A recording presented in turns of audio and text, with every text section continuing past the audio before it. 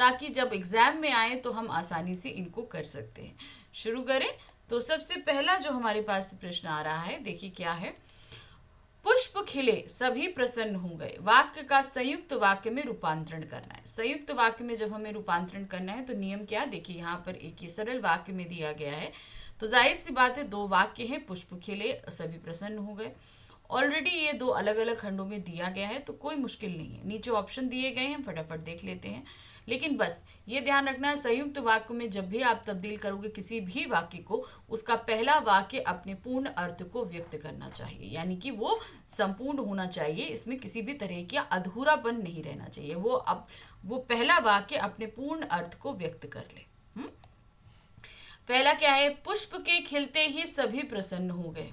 तो ये तो सरल वाक्य है, इसको हम कट कर देते हैं। जैसे ही फूल खिले सभी प्रसन्न हो गए, तो ये भी कट हो गया, क्योंकि जैसे ही के चक्कर में ये क्या हो गया, मिश्र वाक्य में तब्दील हो गया।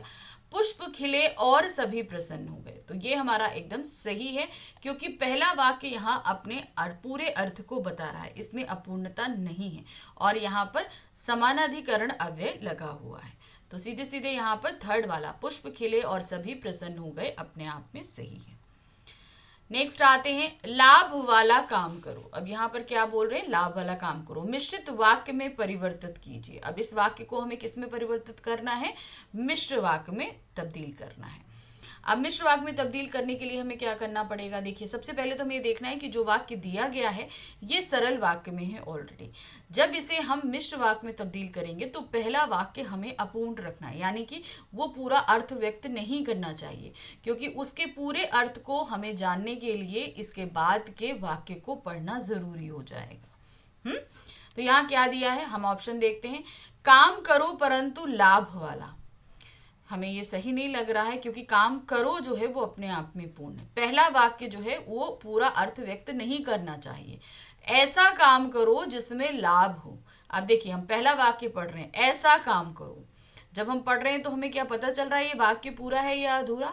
हमें इसे पढ़ते ही पता चल रहा है कि ये अपने आप में अपूर्ण है। क्या है, अपूर्ण है, इसलिए यहाँ पर हम क्या दे देंगे, ये हमें सही लग रहा है। आगे बढ़ते हैं, लाभ वाला काम करो, ये तो सरल वाक्य है, लाभ के साथ साथ काम करो, ये अर्थ को ही बदल दे रहा है।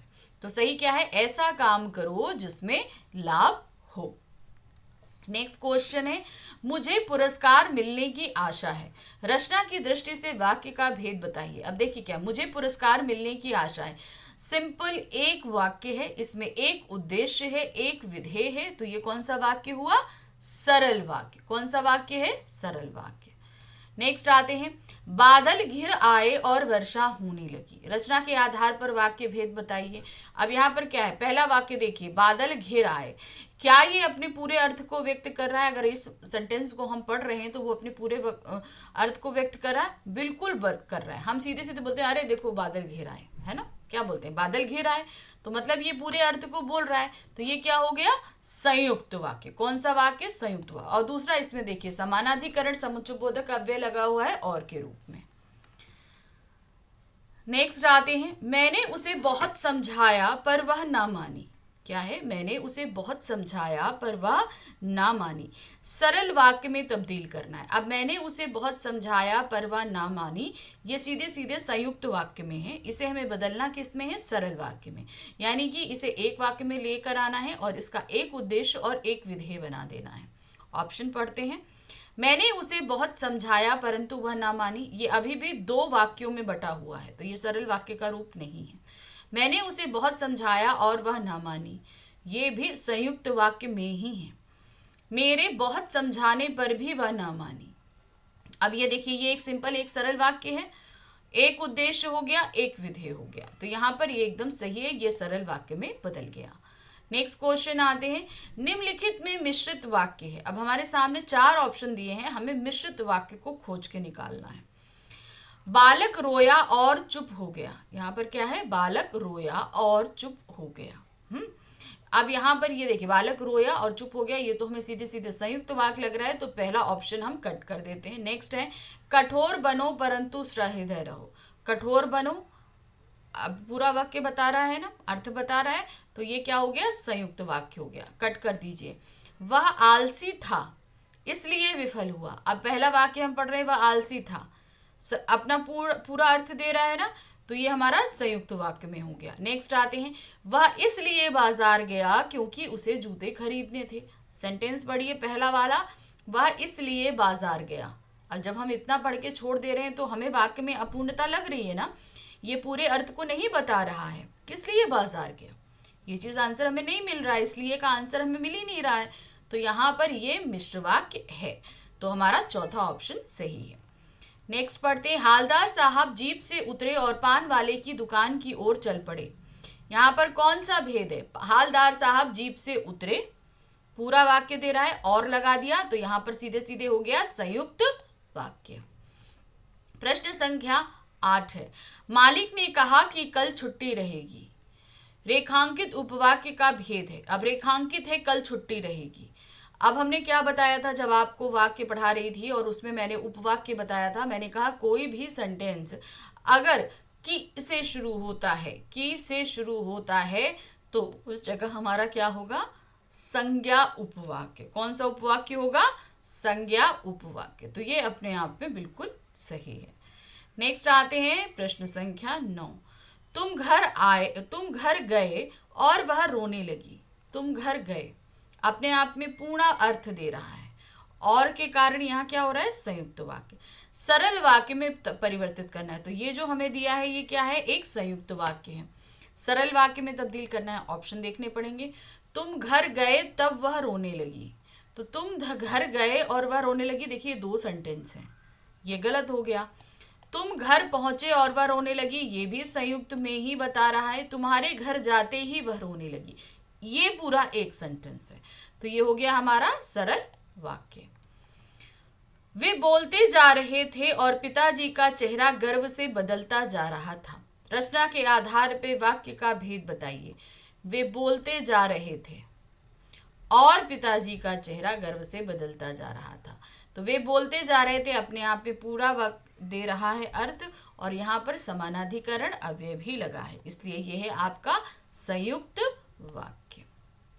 नेक्स्ट में आते हैं, यहाँ क्या दिया गया है, निम्नलिखित में से कौन सा वाक्य संयुक्त वाक्य नहीं है। अब हमारे सामने दिया गया है 4 उदाहरण, चारों उदाहरणों में से हमें कौन सा वाक्य निकालना है जो संयुक्त वाक्य नहीं है। ठीक है, तो अब संयुक्त वाक्य नहीं है तो वो वाक्य या तो सरल हो सकता है या मिश्र हो सकता है। ठीक है, 2 ही हो पाएंगे। चलिए पढ़ना शुरू करते हैं। स्वयं दहेज को ठोकर मारने पर भी पिताजी के सामने झुकना पड़ा।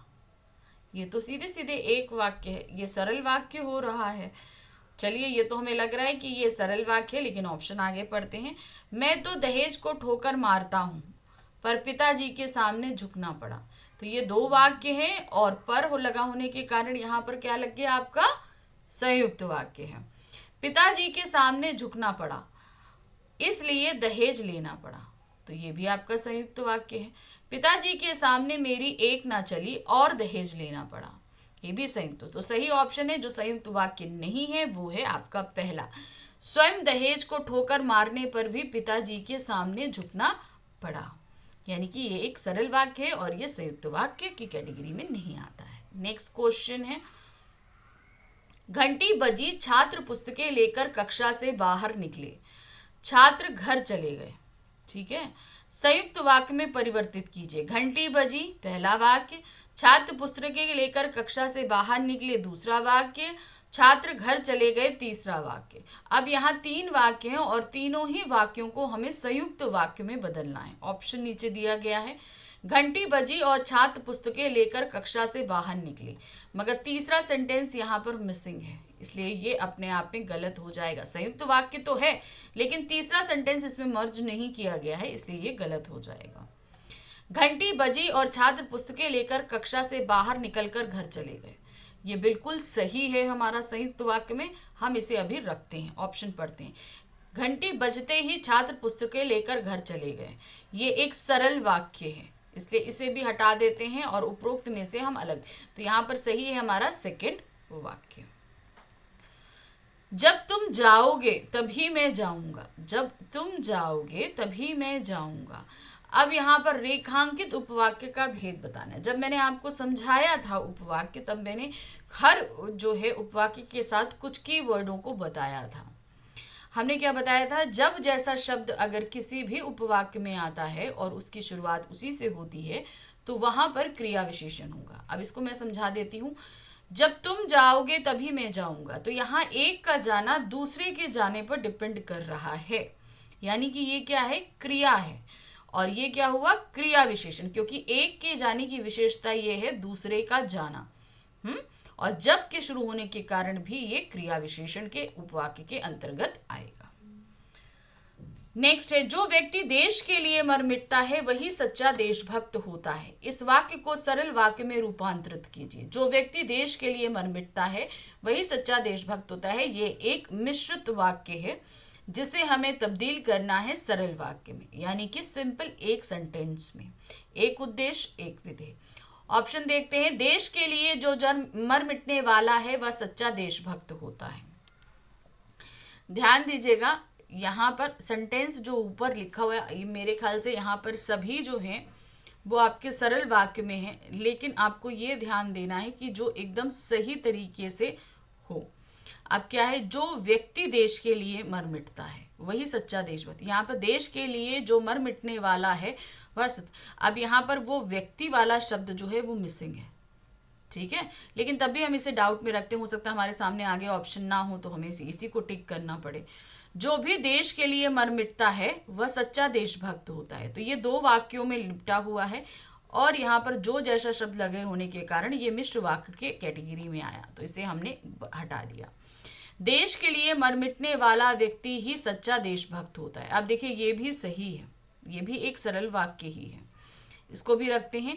वह सच्चा देशभक्त है क्योंकि वह देश पर, ये एक संयुक्त वाक्य में आ गया तो इसको हटा देते हैं। अब देखिए हमारे पास दो ऑप्शंस बचे, ठीक है।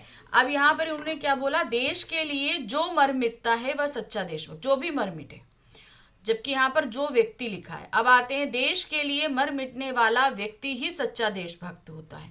तो पहली बात तो हमने देखा व्यक्ति जैसा शब्द यहाँ पर आया जो आपका पहले सेंटेंस में मिसिंग था, तो सही हमारा हो गया थर्ड वाला। ध्यान रखिए, ये अगर इस तरीके के उलझाने वाले प्रश्न आपके पास आएंगे, आपको एक एक वर्ड्स पे ध्यान देना। जब आपके सामने ये उलझाने वाले ऐसे दो आ जाएं वाक्य, तो फिर एक एक वर्ड देखना, क्या वर्ड किसमें मिसिंग है और क्या नहीं है, उसी के हिसाब से आप टिक करना।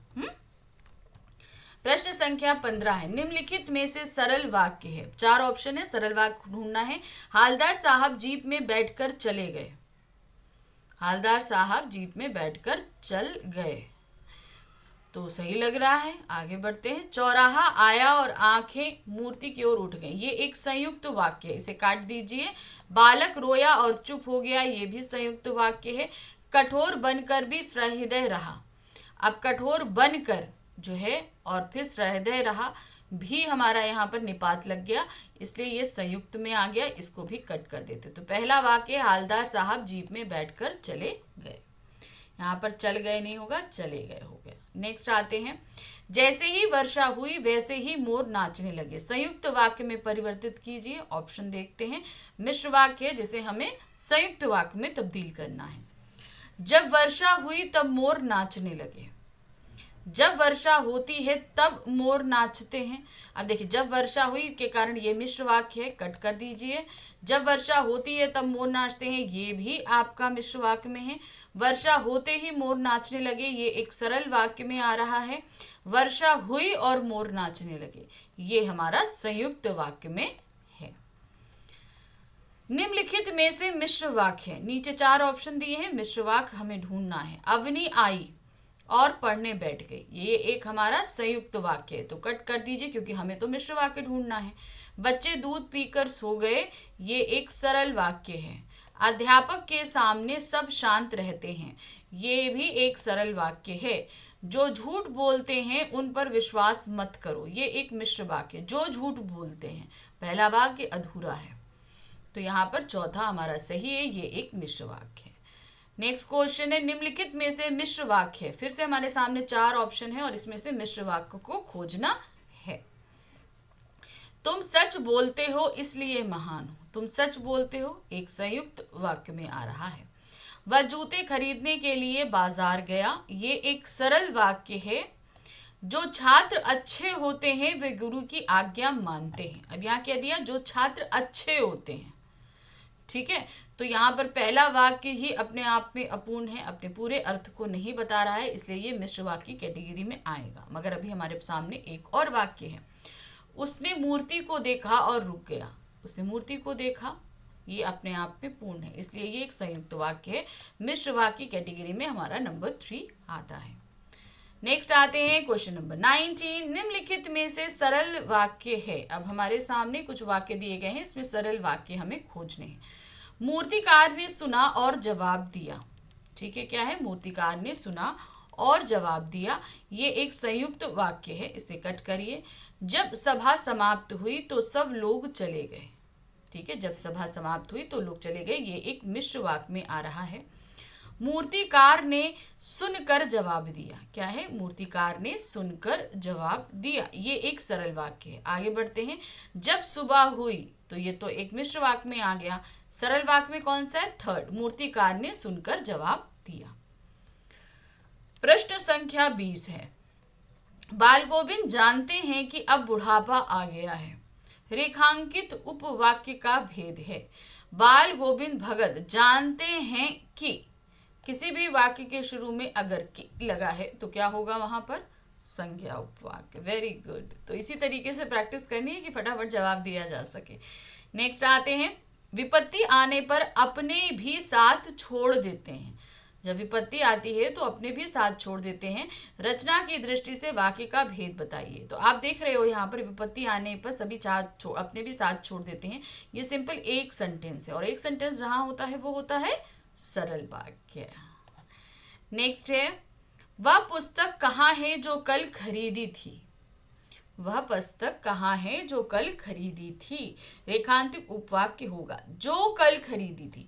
पुस्तक की क्या क्वालिटी है, वो कल खरीदी गई थी। पुस्तक क्या है, संज्ञा, और संज्ञा की विशेषता जिस वाक्य से हमें पता चल रही है वो है जो कल खरीदी थी। तो सीधे सीधे यह क्या हो गया, विशेषण आश्रित उपवाक्य, क्योंकि एक सेंटेंस की विशेषता हमें दूसरे उपवाक्य में दिखाई दे रही है।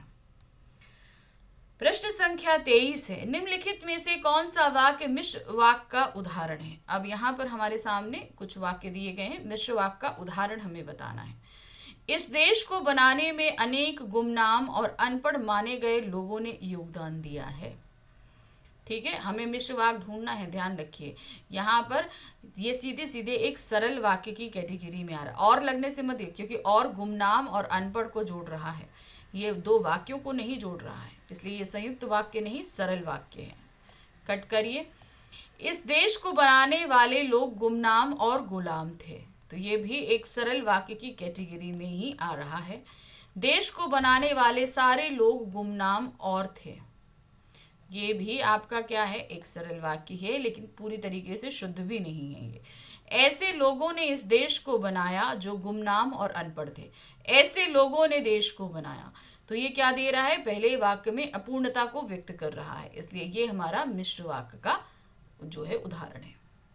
नेक्स्ट क्वेश्चन है। जैसे ही सूर्योदय हुआ फूल खिल उठे। सरल वाक्य में परिवर्तित। यहाँ पर ये वाक्य क्या है, मिश्र वाक्य की कैटेगरी में, क्योंकि आप पहला वाक्य जो देख रहे हैं ना, जैसे ही सूर्योदय हुआ, ये हमारा क्या है, मिश्र वाक्य में आ रहा है। अब इसे बदलना किसमें है, हमें सरल वाक्य में। सूर्योदय होने पर फूल खिल उठे, ये एक सरल वाक्य है, बिल्कुल सही है, हम रखते हैं, इसको कट नहीं करेंगे। जैसे ही सूर्योदय हुआ वैसे ही फूल खिल उठे, ये एक मिश्र वाक्य में ही आ रहा है, इसको कट करिए। जब सूर्योदय हुआ तब फूल खिल उठे, ये भी एक मिश्र वाक्य में ही आ रहा है। तो यहाँ पर सरल वाक्य कौन सा है, सूर्योदय होने पर फूल खिल उठे। नेक्स्ट क्वेश्चन है। निम्नलिखित में से मिश्रित वाक्य है। अब इसमें से मिश्रित वाक्य कौन सा है। चौकीदार आकर डंडा घुमाकर चला गया। ठीक है, चौकीदार आकर डंडा घुमाकर चला गया, सरल वाक्य में आ रहा है, इसे कट करिए। नेक्स्ट है। जैसे ही चौकीदार आया वैसे ही वह डंडा घुमाकर चला गया, ये मिश्र वाक्य में है, क्योंकि जैसे ही चौकीदार आया, पहले वाक्य से ही हमें पता चल रहा है। फिर आते हैं, चौकीदार आया तब डंडा घुमाकर चला गया। अब चौकीदार आया, पहला वाक्य अपने आप में पूर्ण है, तो यहाँ पर क्या हो गया, संयुक्त वाक्य। इसे कट कर दो। नेक्स्ट है, इनमें से कोई नहीं, इसे भी कट कर दो। तो सही हमारा निकला मिश्रित वाक्य का सेकंड वाला।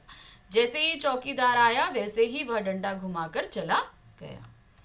नेक्स्ट क्वेश्चन है, विद्या से ज्ञान बढ़ता है तथा सम्मान मिलता है। विज्ञान, तो ये कौन सा वाक्य है आप बताओ, ध्यान से देखो। विद्या से ज्ञान बढ़ता है, जब पहला सेंटेंस पढ़ रहे हैं तो क्या है, ये अपने आप में पूर्णता को व्यक्त कर रहा है। तथा सम्मान मिलता है, तो ये हमारा कौन सा है, संयुक्त वाक्य। कौन सा वाक्य आ रहा है हमारा, ये संयुक्त वाक्य में आ रहा है। नेक्स्ट क्वेश्चन आते हैं, वह परिश्रम करने में सफल हुआ। निम्नलिखित में सरल वाक्य हमें खोजने हैं। वह परिश्रम करने में सफल हुआ, ये हमें सरल लग रहा है, आगे बढ़ते हैं। उसने परिश्रम किया तब सफल हुआ, ये एक संयुक्त वाक्य, कट कर दीजिए। जैसे ही उसने परिश्रम किया वैसे ही वह सफल हुआ, ये एक मिश्र वाक्य आ रहा है। तो सही क्या है, पहला, वह परिश्रम करने में सफल हुआ। यह तुम्हें भ्रम है कि वह अमीर है। यह तुम्हें भ्रम है कि वह अमीर है, वह अमीर है रेखांकित उपवाक्य का भेद है। सब सिंपल देखिए, ये वाक्य शुरू कहाँ से हो रहा है, की से शुरू हो रहा है। तो कौन सा हुआ उपवाक्य, संज्ञा उपवाक्य। Very good. तो उपवाक्य का अब देखिए, जहां कहीं जब लगा हो और उसके नीचे अंडरलाइन हो तो वो आपका क्या हो जाता है, क्रिया विशेषण उपवाक्य। जहां जो लगा हो वहां आपका हो जाता है विशेषण उपवाक्य, और जहां की लगा हो वहां हो जाता है संज्ञा उपवाक्य। ठीक है। नेक्स्ट आते हैं, रसूलन और बतूलन जब गाती हैं तब अमीरुद्दीन को खुशी मिलती है। इस वाक्य का सरल वाक्य होगा। देखिए, ये वाक्य सीधे सीधे एक मिश्र वाक्य में है। अब इसे बदलना किस में है, हमें सरल वाक्य में। रसूलन और बतूलन के गायन में अमीरुद्दीन को खुशी मिलती है, ये बिल्कुल सही हमें लग रहा है। तब भी आगे बढ़ते हैं, अभी ऑप्शन आगे हैं। पहला ऑप्शन पढ़ के ही हमें टिक मार्क नहीं करना है, आगे भी ऑप्शन देखने हैं। रसूलन और बतूलन जैसे ही गाती हैं अमीरुद्दीन को खुशी मिलती है, तो ये हमारा मिश्र वाक्य कैटेगरी में आया, इसे काट दिया हमने। रसूलन और बतूलन गाती हैं और अमीरुद्दीन को खुशी मिलती है, ये एक संयुक्त वाक्य है। रसूलन और बतूलन के गीतों से अमीरुद्दीन को खुशी मिलती है, ये एक सरल वाक्य। अब हमारे सामने दो सरल वाक्य हैं। अब फिर से हमें ट्रिक दिखानी पड़ेगी कि कौन से एकदम सही है। तो देखिए, यहाँ पर है, रसूलन तथा बतूलन जब गाती हैं, यहाँ उनके गीतों से खुशी नहीं मिल रही है, उनके गायन से खुशी मिल रही है, ध्यान रखना। तो यहाँ पर देखिए, लास्ट वाला जो रसूलन और बतूलन के गीतों से लिखा हुआ है और रसूलन और बतूलन के गायन से लिखा है, फर्क आया। यहाँ पर जब वो गाती हैं तो उनके गाने से उन्हें खुशी मिलती है, उनके गीतों से नहीं। तो इसलिए लास्ट वाला ऑप्शन हम कट कर देंगे, पहले वाले ऑप्शन को हम सही कर देंगे। नेक्स्ट क्वेश्चन है, निम्नलिखित वाक्यों में से मिश्र वाक्य का उदाहरण है। अब हमारे सामने कुछ उदाहरण दिए गए हैं, उनको पढ़ना है और मिश्र वाक्य को टिक करके निकालना है। देखें, अजमेर से पहले पिताजी इंदौर में थे। अब ध्यान दीजिए, तो ये एक सरल वाक्य है, इसको कट करिए। हुड़दंग तो इतना मचाया कि कॉलेज वालों को थर्ड ईयर भी खोलना पड़ा। हुड़दंग तो इतना मचाया, पहला वाक्य ढूंढ करिए, हमें समझ में आ गया कि ये एक मिश्र वाक्य में है। आगे बढ़ते हैं, और हमने हुड़दंग मचाया और कॉलेज वालों ने थर्ड ईयर खोल दिया, ये एक संयुक्त वाक्य है, कट मारिए। नेक्स्ट हम आते हैं, हमारे हुड़दंग मचाने के कारण कॉलेज वालों को थर्ड ईयर भी खोलना पड़ा, ये एक सरल वाक्य है। तो सही कौन सा है, आपका सेकंड वाला, हुड़दंग तो इतना मचाया कि कॉलेज वालों को थर्ड ईयर खोलना।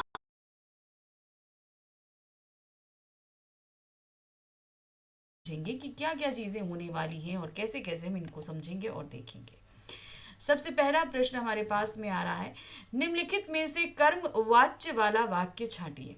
हम सभी को पता है, कर्मवाच्य हमने जब आपको पढ़ाया था तो बताया था ना, उसमें से और के द्वारा जैसे शब्द लगते हैं, तो बस उन्हीं के आधार पर हम उनको छांट सकते हैं। ठीक है, चलिए देखते हैं। लेकिन यहाँ पर जो हमारे सामने ऑप्शन दिए हैं, सब पर द्वारा द्वारा द्वारा लगा है, तो अब क्या किया जाए, तो उसके लिए अब हमें पूरा पढ़ना पड़ेगा। तो एक ही ऑप्शन तो हमारा कट हो जा रहा है, वो है थर्ड वाला। चलिए आगे देखते हैं, अध्यापक के द्वारा हमें आज नया पाठ पढ़ाया गया। ठीक है, दूसरा है, अध्यापक के द्वारा हमें आज नया पाठ पढ़ाया जाएगा। अध्यापक के द्वारा हमें आज नया पाठ पढ़ाया जा सकता है। तो हमने आपको क्या बताया, देखिए ये जो तीनों ही दिए हैं वो तीनों ही हमारे कर्मवाच्य के अंतर्गत आ रहे हैं। लेकिन कर्मवाच्य में हमेशा हम प्रेजेंट टेंस को ज़्यादा प्रेफरेंस देते हैं। आप जब कभी भी इस तरह के सवाल में फंसें तो ये ध्यान रखिएगा, जो भी आपको क्या है आपको लगे कि प्रेजेंट टेंस में आ रहा है उसे आप देना वर्तमान काल में। तो इसके हिसाब से हम जो देख रहे हैं वो सेकंड वाला ऑप्शन हमारा सही है। अध्यापक के द्वारा हमें आज नया पाठ पढ़ाया जाएगा। तो मतलब हम कि वो हमें आज नया पाठ पढ़ाएंगे। जा सकता है ये संभावना में है। नया पाठ पढ़ाया गया ये हमारा किस में हो गया, पास्ट टेंस में हो गया। तो अब इस कंडीशन में हमारा ये पास्ट टेंस यानी कि भूतकाल में है। दूसरा जो है वो संभावना व्यक्त करी जा रही है। तो इस हिसाब से हमारा ये दूसरा जो पार्ट है, क्योंकि इसमें वर्तमान काल तो आया नहीं, अब इस कंडीशन में हम इसको कौन सा सही करेंगे, तब हम यहाँ पर कैसा सही करेंगे, जो लमसम वर्तमान के आसपास होगा। तो इसे हम टिक करते हैं। चलिए आगे बढ़ते हैं नेक्स्ट क्वेश्चन में। निम्नलिखित वाक्य का वाच्य लिखिए। पर्यटकों द्वारा तीर्थ यात्रा की जाएगी। अब यहाँ पर ये हमारा जो है पूरा वाक्य है। अब इसमें हमें बताना है वाच्य कौन है। पर्यटकों द्वारा तीर्थ यात्रा की जाएगी। अब यहाँ पर आप देख रहे हो क्या चीज है, द्वारा दिया है, ठीक है।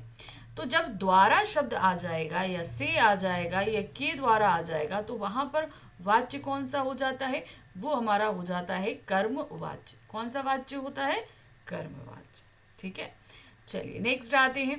पुलिस द्वारा लाठीचार्ज किया गया, कर्तवाच्य में परिवर्तित कीजिए। अब देखिए ये कर्मवाच्य में है क्योंकि यहाँ पे द्वारा दिया गया है। अब अगर इसे हम कर्तवाच्य में परिवर्तित करेंगे तो हमें क्या करना पड़ेगा, क्रिया को कर्ता पे डिपेंड करना पड़ेगा। कर्ता यहाँ कौन है, कर्ता यहाँ पुलिस है। तो पुलिस के ऊपर ही हमें पूरी क्रिया को डिपेंड करना पड़ेगा। अब नीचे हम ऑप्शन देखते हैं। पुलिस द्वारा लाठीचार्ज, अब देखिए यहाँ पे भी द्वारा आया तो ये हम तुरंत हटा देंगे क्योंकि द्वारा और से तो हमारे सिर्फ कर्मवाच्य में आएंगे, ये ध्यान रखिएगा। पुलिस द्वारा लाठीचार्ज किया जाता है तो ये भी नहीं है, क्यों, क्योंकि यहाँ पर द्वारा लगा हुआ है। नेक्स्ट आते हैं, पुलिस ने लाठी चार्ज किया। अब यहाँ पर देखो ने में कर्ता कारक की पहचान ही हमारा ने होता है। तो यह हमारा ये वाला ऑप्शन सही है, यानी कि थर्ड वाला पुलिस ने लाठी चार्ज किया, ये बिल्कुल सही ऑप्शन है। नेक्स्ट आते हैं, मोहन चल नहीं सकता। क्या दिया है, मोहन चल नहीं सकता। भाववाच्य में परिवर्तित करिए। अब आपको सबसे पहले देखना है कि जो सेंटेंस दिया गया है वो किस वाच्य के अंतर्गत आ रहा है। तो सिंपल से आप देख सकते, चल नहीं सकता, जो नहीं सकता जो शब्द है वो किससे संबंधित है, मोहन से संबंधित है, इसलिए ये कर्तवाच्य। और जब उसे हमें क्या करना होगा, भाववाच्य, तो क्रिया अपने आप में महत्वपूर्ण हो जाएगी क्योंकि क्रिया ना उस समय कर्ता पर डिपेंड रहेगी और ना ही कर्म पर डिपेंड रहेगी, ठीक है ना।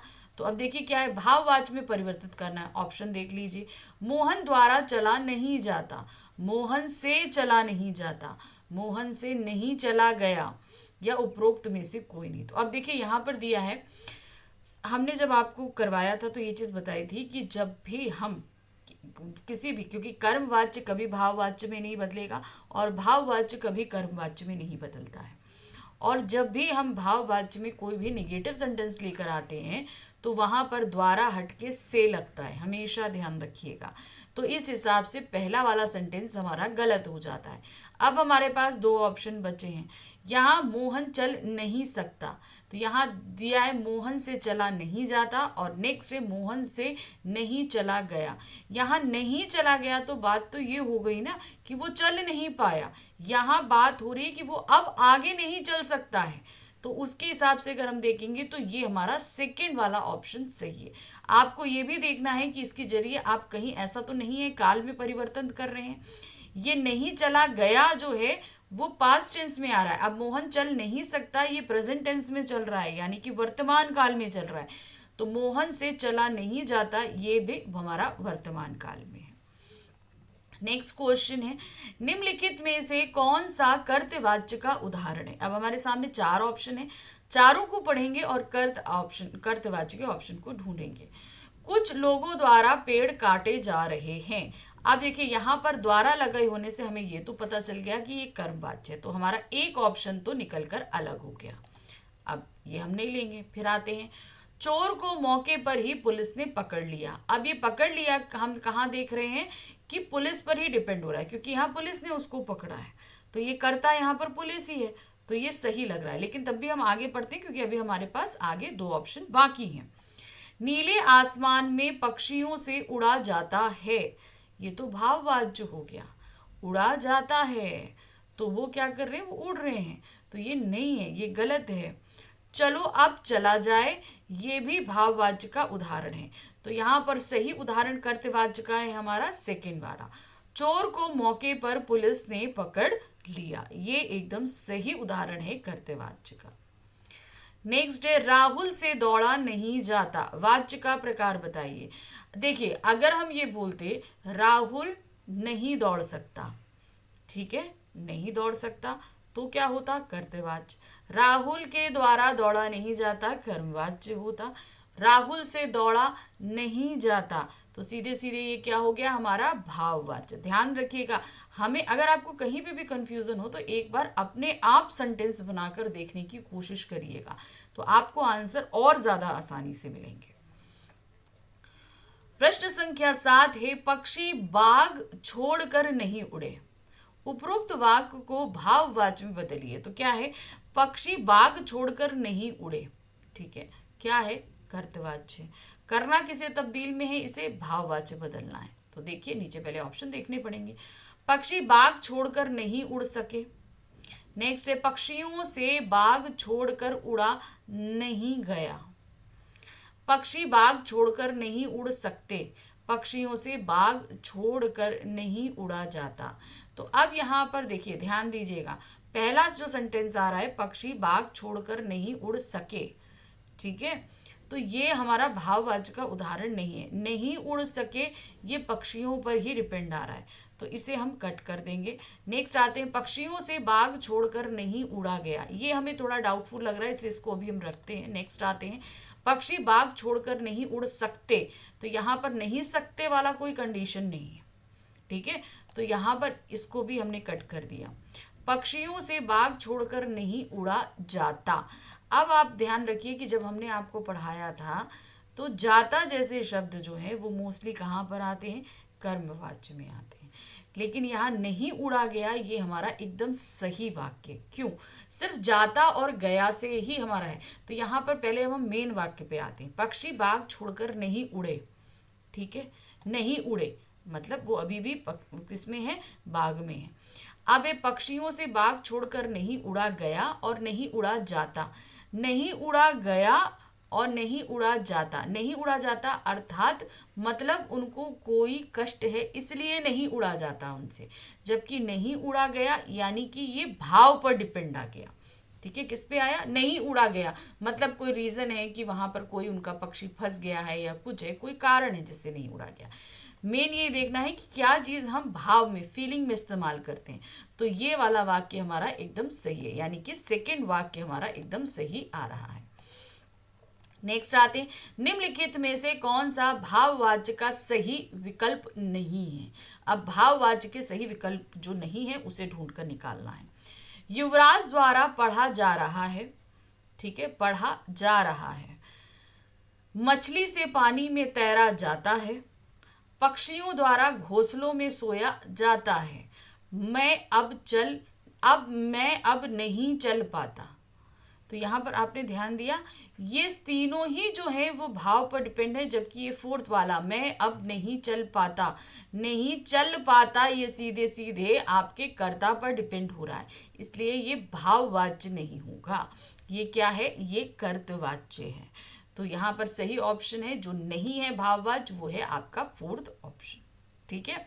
तो इसी तरीके से ध्यान से देखते चलिए, आगे बढ़ते हैं। आगे का हमारा जो प्रश्न आ रहा है वो है, उसके द्वारा उछलकर पतंग पकड़ ली गई, कर्तवाच्य में परिवर्तित कीजिए।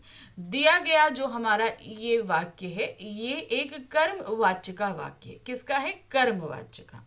अब बदलना किसे है, कर्तवाच्य में। तो यानी कि हमें वहां से द्वारा जो शब्द लगा है इसे हटाना है। चलिए नीचे देखते क्या है। उसके द्वारा उछलकर पतंग पकड़ ली गई। वह उछला और उसने पतंग पकड़ ली। उसने उछलकर पतंग पकड़ ली। जैसे ही वह उछला उसने पतंग पकड़ ली, उपरोक्त में से कोई नहीं। तो यहाँ पर आप देखिए क्या है, उसके द्वारा उछलकर पतंग पकड़ ली गई, ये पूरा एक संयुक्त वाक्य में नहीं है, एक सरल वाक्य में है। तो जब इसको हम कर्तवाच्य में तब्दील करेंगे तो भी एक सरल वाक्य में ही रहेगा, बस उसे भाव पर डिपेंड करना है। तो यहाँ पर आप देख रहे हैं इसे दो वाक्यों में तब्दील किया गया, इसलिए ये वाक्य के स्वरूप को बदल रहा है, इसलिए गलत है। नेक्स्ट आते हैं, उसने उछलकर पतंग पकड़ ली, ये हमें एकदम सही आता है। क्यों? यहाँ पर द्वारा हटाकर हमने ने लगा दिया है। जैसे ही वह उछला उसने पतंग पकड़ ली, जैसे शब्द को कहीं पर भी ऊपर मेंशन नहीं किया गया, हमें वाक्य के स्वरूप को नहीं बदलना है, इसलिए ये ऑप्शन भी हमारा कट हो जाता है। तो सही क्या है? हमारा सेकेंड ऑप्शन सही आ रहा है। प्रश्न संख्या 10 है, मैंने हिमालय को सलामी देनी चाहिए। क्या है? मैंने हिमालय को सलामी देनी चाहिए। वाक्य में प्रयुक्त वाच्य बताइए। ध्यान दीजिए क्या है, ध्यान से। मैंने, यहाँ पर देखिए ने आया, कर्ता के साथ क्या होता है? ने लगा होता है। तो वहां कौन सा वाच्य होता है? कर्तवाच्य होता है। क्या होता है? कर्तवाच्य। तो सही ऑप्शन है यहाँ पर कर्तवाच्य। नेक्स्ट आते हैं, चिड़ियों से उड़ा नहीं जाता। वाच्य का प्रकार बताइए। सिंपल है, चिड़ियों से उड़ा नहीं जाता। जहां उड़ा नहीं जाता यानी कि उनको कोई कष्ट है, कोई तकलीफ है, कोई रीजन है जिसकी वजह से वो नहीं उड़ पा रही हैं। तो ये सीधे सीधे क्या है? भाव है। उड़ा नहीं, या तो सिंपल होता चिड़ियां उड़ नहीं सकती, या चिड़ियों के द्वारा उड़ा नहीं जाता, ये होता। यहाँ तो क्या दिया? चिड़ियों से उड़ा नहीं जाता, सिर्फ भाव को ही बता रहा है, उनकी फीलिंग्स को बता रहा है, इसलिए यहाँ पर भाववाच्य होगा। प्रश्न संख्या 12 है, दिलीप दौड़ कर गया। दिलीप दौड़ा, भाववाच्य में परिवर्तित कीजिए। तो क्या होगा? दिलीप दौड़ कर गया, दिलीप दौड़ा और गया, दिलीप से दौड़ा गया, या इनमें से कोई नहीं। तो देखिए, दिलीप दौड़ कर गया, यहाँ दौड़ कर गया, ये सीधे सीधे दिलीप से संबंधित है? नहीं, ये हमारा जो है भाववाच्य नहीं है। नेक्स्ट है, दिलीप दौड़ा और गया, ये भी भाववाच्य को व्यक्त नहीं कर रहा है, क्योंकि दोनों ही हमारे कर्मवाच्य को रिफ्लेक्ट कर रहे हैं, सॉरी कर्तवाच्य को। नेक्स्ट आते हैं, दिलीप से दौड़ा गया, ये एकदम सही है, जो भाववाच्य का पूरा वाक्य लग रहा है। प्रश्न संख्या 13 है, निम्नलिखित में से कर्मवाच्य वाला वाक्य छांटिए। अब यहाँ पर क्या है? हमें कर्मवाच्य वाला वाक्य छांटना है। कौन सा है? देखें, यह लेख मेरी माँ ने लिखा है। अब यह लेख मेरी माँ ने लिखा है, तो सिंपल कर्ता के साथ आ रहा है। कर्ता कौन है? माँ है। तो माँ के साथ ने लगा, यानी कि ये क्या हो गया? ये हमारा कर्तवाच्य हो गया, तो इसे हम कट कर देते हैं। नेक्स्ट आते हैं, तुम्हारे द्वारा फूल तोड़ा जाएगा। सही है, ये हमें कर्मवाच्य लग रहा है, लेकिन आगे बढ़ते हैं। उसने भगत को दुनिया से निवृत्त कर दिया। अब यहाँ उसके साथ यानी कर्ता के साथ ने लगा है, तो ये क्या हो गया? हमारा कर्तवाच्य, तो ये कर्मवाच्य नहीं होगा। फिर नेक्स्ट आते हैं, सुमन से जल्दी नहीं उठा जाता। अब नहीं उठा जाता, ये एक भाववाच्य का वाक्य है, तो ये हमारा गलत हो गया। सही क्या है? तुम्हारे द्वारा फूल तोड़ा जाएगा, ये कर्मवाच्य का सही उदाहरण है। प्रश्न संख्या 14 है, निम्नलिखित में कौन सा भाववाच्य का सही विकल्प नहीं है? क्या पूछा गया है? भाववाच्य का सही विकल्प नहीं है। युवराज द्वारा पढ़ा जा रहा है। ठीक है, ध्यान दीजिएगा, भाववाच्य का पढ़ा जा रहा है। मछली से पानी में तैरा जाता है, मुझसे अब नहीं चला जाता है। पक्षी घोंसले में सोते हैं। अब पक्षी घोंसले में सोते हैं, ये किससे संबंधित है? पक्षियों से संबंधित आ रहा है, यानी कर्ता से संबंधित है, तो ये हमारा कर्तवाच्य है। तो ये सही ऑप्शन है फोर्थ, ये हमारा भाववाच्य का उदाहरण नहीं है। प्रश्न संख्या 15, सीता पुस्तक पढ़ती है, कर्मवाच्य में परिवर्तित कीजिए। सामने जो हमारे सामने वाक्य दिया गया है, सीता पुस्तक पढ़ती है, ये एक कर्तवाच्य है। सीता पुस्तक पढ़ती है, अगर इसे हमें कर्मवाच्य में तब्दील करना होगा तो क्या करना होगा? हमें द्वारा लगाना है। सीता द्वारा पुस्तक पढ़ी जाती है। ठीक है, अब ऑप्शन देखते हैं। सीता से पुस्तक पढ़ी जाती है, सीता के द्वारा पुस्तक पढ़ी जाती है, सीता द्वारा पुस्तक पढ़ी जा रही है, या उपरोक्त में से कोई नहीं। तो इसमें ध्यान दीजिएगा, पहली चीज है कि सीता पुस्तक पढ़ती है, ये अभी काम कर रही है, ये ध्यान रखिएगा कौन सा काल है। तो यहाँ पर ये सेकंड वाला ऑप्शन तो आपका है ही, पहला वाला नहीं है। सीता से पुस्तक पढ़ी जाती है, क्यों? क्योंकि से शब्द हम हमेशा नकारात्मक वाक्यों में लगाते हैं, इसलिए ये हमारा गलत है। चलिए, अब दो ये वाक्य बचे हैं। सीता के द्वारा पुस्तक पढ़ी जाती है और दूसरा सीता द्वारा पुस्तक पढ़ी जा रही है। तो सीता पुस्तक पढ़ती है, ठीक है। तो यहाँ पर पढ़ी जाती है या पढ़ी जा रही है, दो चीजें हैं। तो हम क्या यहाँ पर अगर हम सेंटेंस देखें तो वो पढ़ती है, तो हम यहाँ सही पर क्या लगाएंगे? सेकंड वाला। क्यों? क्योंकि जा रही है जैसा जो शब्द है वो हमारे मुख्य वाक्य में नहीं दिया है। हम ये देते सीता पुस्तक पढ़ती जा रही है, अगर हम बोलते तो ये होता सीता पुस्तक पढ़ती जा रही है, ये हमारा कर्तव्य वाक्य में होता। लेकिन यहाँ पर जो है वो नहीं दिया है, इसलिए इसका सही ऑप्शन हमारा सेकंड वाला रहेगा। निम्नलिखित में से कौन सा भाववाचक का सही विकल्प है? अब हमें भाववाचक का सही विकल्प ढूंढना है। आओ वहां बैठें, अब वहां बैठते हैं, आओ वहां बैठा जाए, चलो अब वहां बैठें। तो अब देखो क्या है, आओ अब वहां बैठें। बैठें शब्द जो है वो कर्ता के साथ संबंधित आ रहा है। क्या हो रहा है? कर्ता के साथ संबंधित है, इसलिए ये भाववाचक नहीं। नेक्स्ट है, अब वहां बैठते हैं, ये भी कर्ता से संबंधित है। जो कर्ता हमारे इस वाक्य में नहीं है, लेकिन जो बोल रहा है उसी से संबंधित हो रहा है।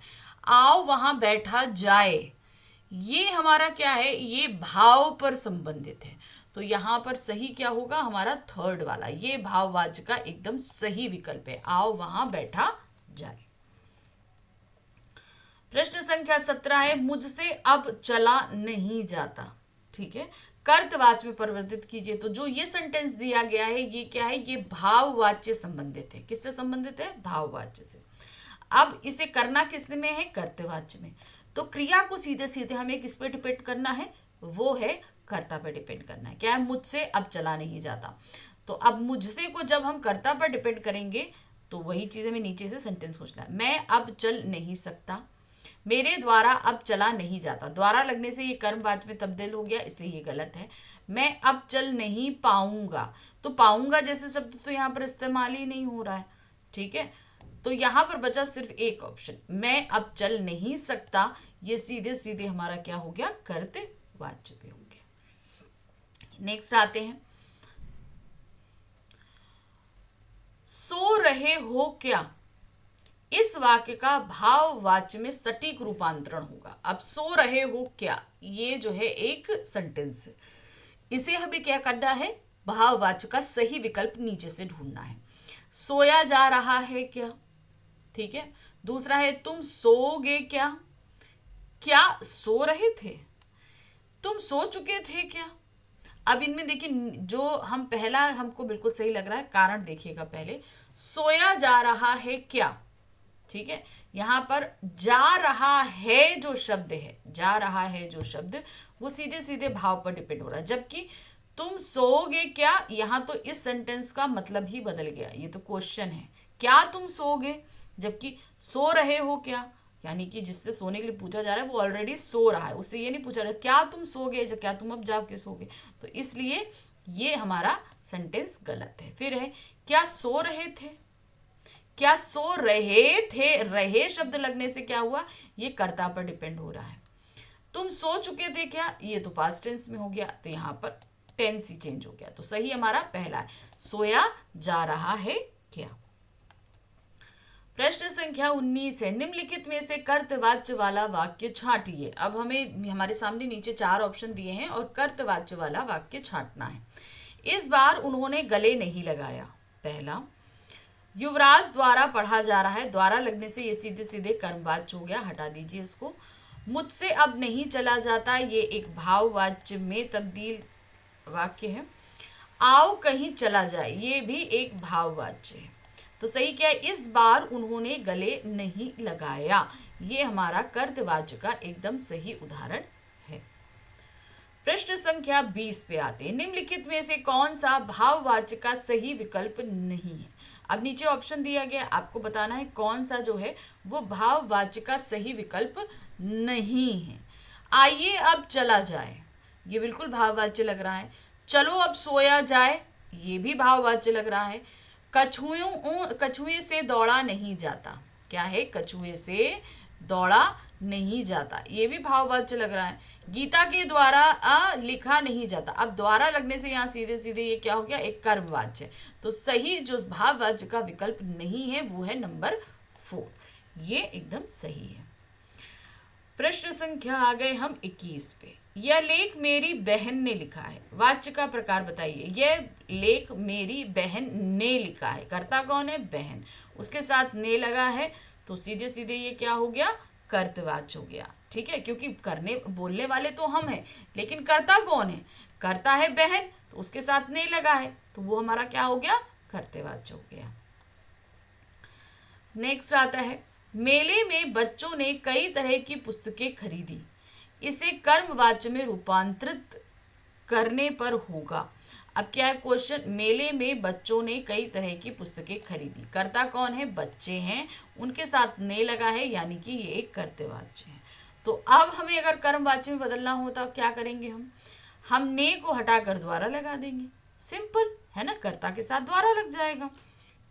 मेले में बच्चों के द्वारा कई तरह की पुस्तकें खरीदी गई, तो देखिए बच्चों के ने हटाकर द्वारा लगा दिया, और थोड़ी सी तब्दीली हमारी क्रिया में आई। हमें ये सही लग रहा है, हम इसको डाउट में रखते हैं, आगे बढ़ते हैं। बच्चे मेले में कई तरह की पुस्तकें खरीदते हैं, यहाँ तो नहीं है खरीदते हैं, उन्होंने तो खरीद ली है, तो ये ऑप्शन गलत हो गया है। नेक्स्ट है, मेले में बच्चे कई तरह की पुस्तकें खरीदेंगे, ये तो भविष्य काल हो गया, ये भी गलत है। मेले में बच्चों से पुस्तकें खरीदी जाती हैं, ये तो भाववाच्य का उदाहरण है, तो इसे भी हम कट कर देंगे। तो ऑप्शन हमारा पहला वाला सही है, मेले में बच्चों के द्वारा कई तरह की पुस्तकें खरीदी गई। चलिए नेक्स्ट आते हैं, नेक्स्ट में पढ़ते हैं क्या है, किसान खेत में कीटनाशक दवाइयों का छिड़काव करते हैं। अब इसे बदलना क्या है, कर्मवाच्य में परिवर्तित करना है। अब इसको देखिए ध्यान से, क्या है, किसान खेतों में कीटनाशक दवाइयों का छिड़काव करते हैं, कर्ता कौन है, किसान है, तो कर्मवाच्य में जब हम बदलते हैं तो उसका नियम क्या है, कर्ता प्लस द्वारा। चलिए देख लेते हैं, किसानों ने खेतों में कीटनाशक दवाइयों का छिड़काव किया, यहाँ ने लगा है, और ने किस में आता है, कर्तवाच्य में, तो ये उदाहरण हमारा गलत हो गया। नेक्स्ट आते हैं, किसानों द्वारा खेत में कीटनाशक दवाइयों का छिड़काव किया जाता है। अब यहाँ द्वारा लगा है इसलिए ये हमें सही लग रहा है, लेकिन अभी एक ऑप्शन और है, चलिए देखते हैं। किसानों से खेतों में कीटनाशक दवाइयों का छिड़काव किया जाता है, देखिए ये भी कर्मवाच्य है, लेकिन यहाँ पर से नहीं होना चाहिए, क्योंकि से हमेशा नकारात्मक वाक्यों में आता है, लेकिन ये एक नकारात्मक वाक्य नहीं है, लेकिन तब भी यहाँ से का इस्तेमाल किया गया है, इसलिए ये ऑप्शन गलत है। तो सही हमारा सेकंड है, किसान द्वारा खेतों में कीटनाशक दवाइयों का छिड़काव किया जाता है। नेक्स्ट आते हैं, राजा द्वारा प्रजा को कष्ट दिए गए, राजा द्वारा प्रजा को कष्ट दिए गए, कर्तवाच्य में परिवर्तित। अब ये वाक्य जो है वो एक कर्मवाच्य, क्यों, क्योंकि यहाँ पर द्वारा लगा हुआ है। अब इसे अगर हम कर्तवाच्य में परिवर्तित करेंगे तो क्या होगा, देखते हैं, ऑप्शन दिए गए हैं, राजा से प्रजा को कष्ट मिला, राजा ने प्रजा को कष्ट दिया।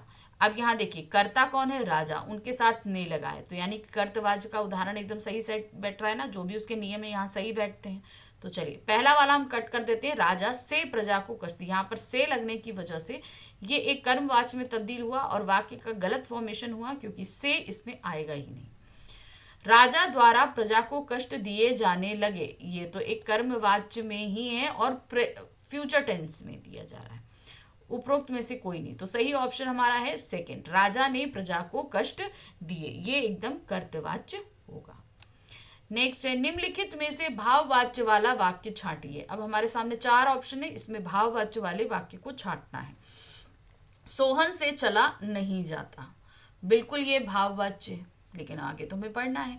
सोहन के द्वारा चला नहीं जाता, नहीं, ये गलत है, क्योंकि ये कर्मवाच्य में आ रहा है, क्रिया यहाँ पर कर्म से पे संबंधित है।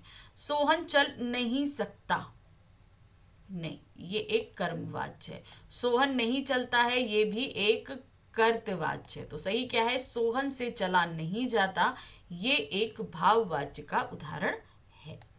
नेक्स्ट आते हैं, निम्नलिखित में से कर्मवाच्य नहीं है। अब कुछ वाक्य दिए गए हैं, अब इसमें से आपको बताना है कि जो कर्मवाच्य नहीं है। पहला है, गीता के द्वारा लिखा नहीं जाता। बिल्कुल ये कर्मवाच्य है, क्योंकि के द्वारा भी लिखा है और क्रिया क्या है, वो कर्म पे डिपेंड है।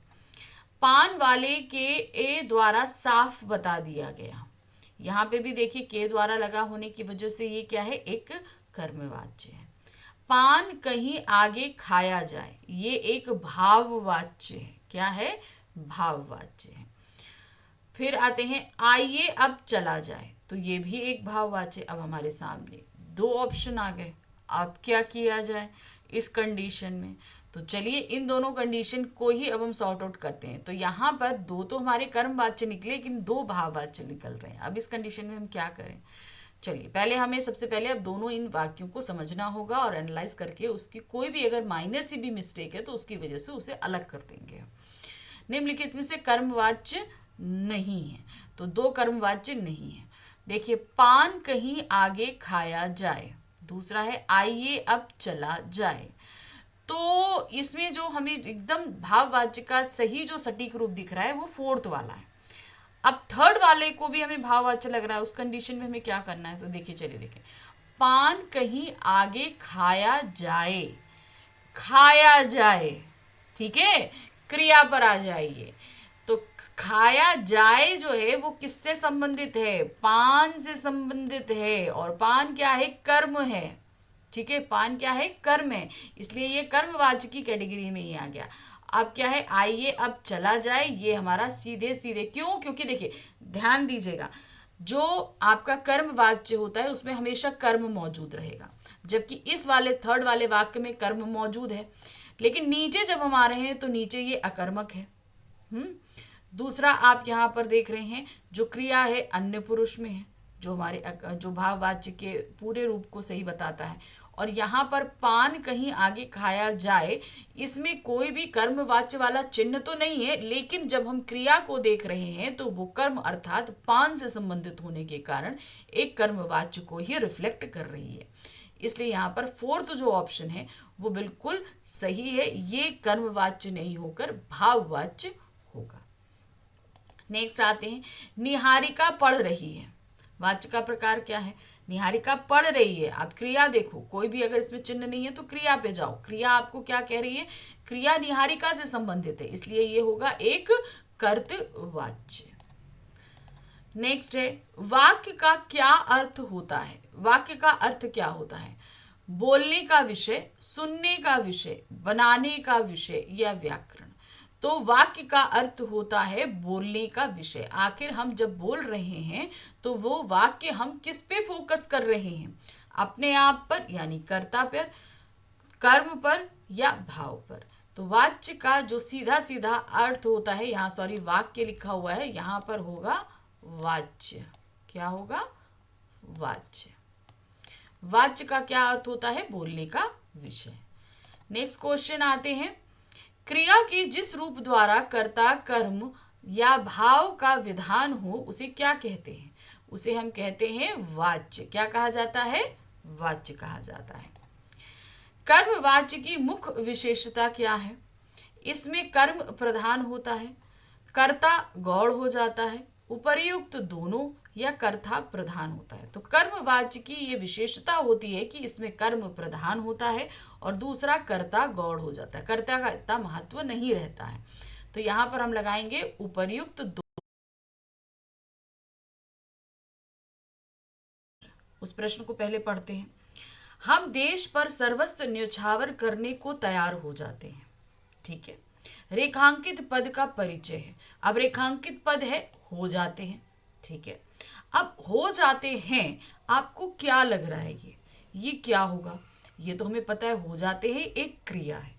अब हमको ये क्रिया पता है, ऑप्शंस देखिए सभी क्रिया दी गई हैं। अब क्रिया के दो हमें सबसे पहले भेद पता करने हैं, एक होता है सकर्मक, एक होता है अकर्मक। तो अब ये क्रिया क्या है, सकर्मक है या अकर्मक है।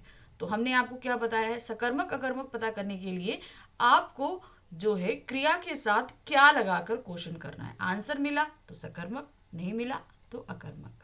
तो जैसे तैयार हो जाते हैं, ये दिया है ना, तो हम बोलेंगे क्या हो जाते हैं। आंसर मिला आपको, तैयार हो जाते हैं।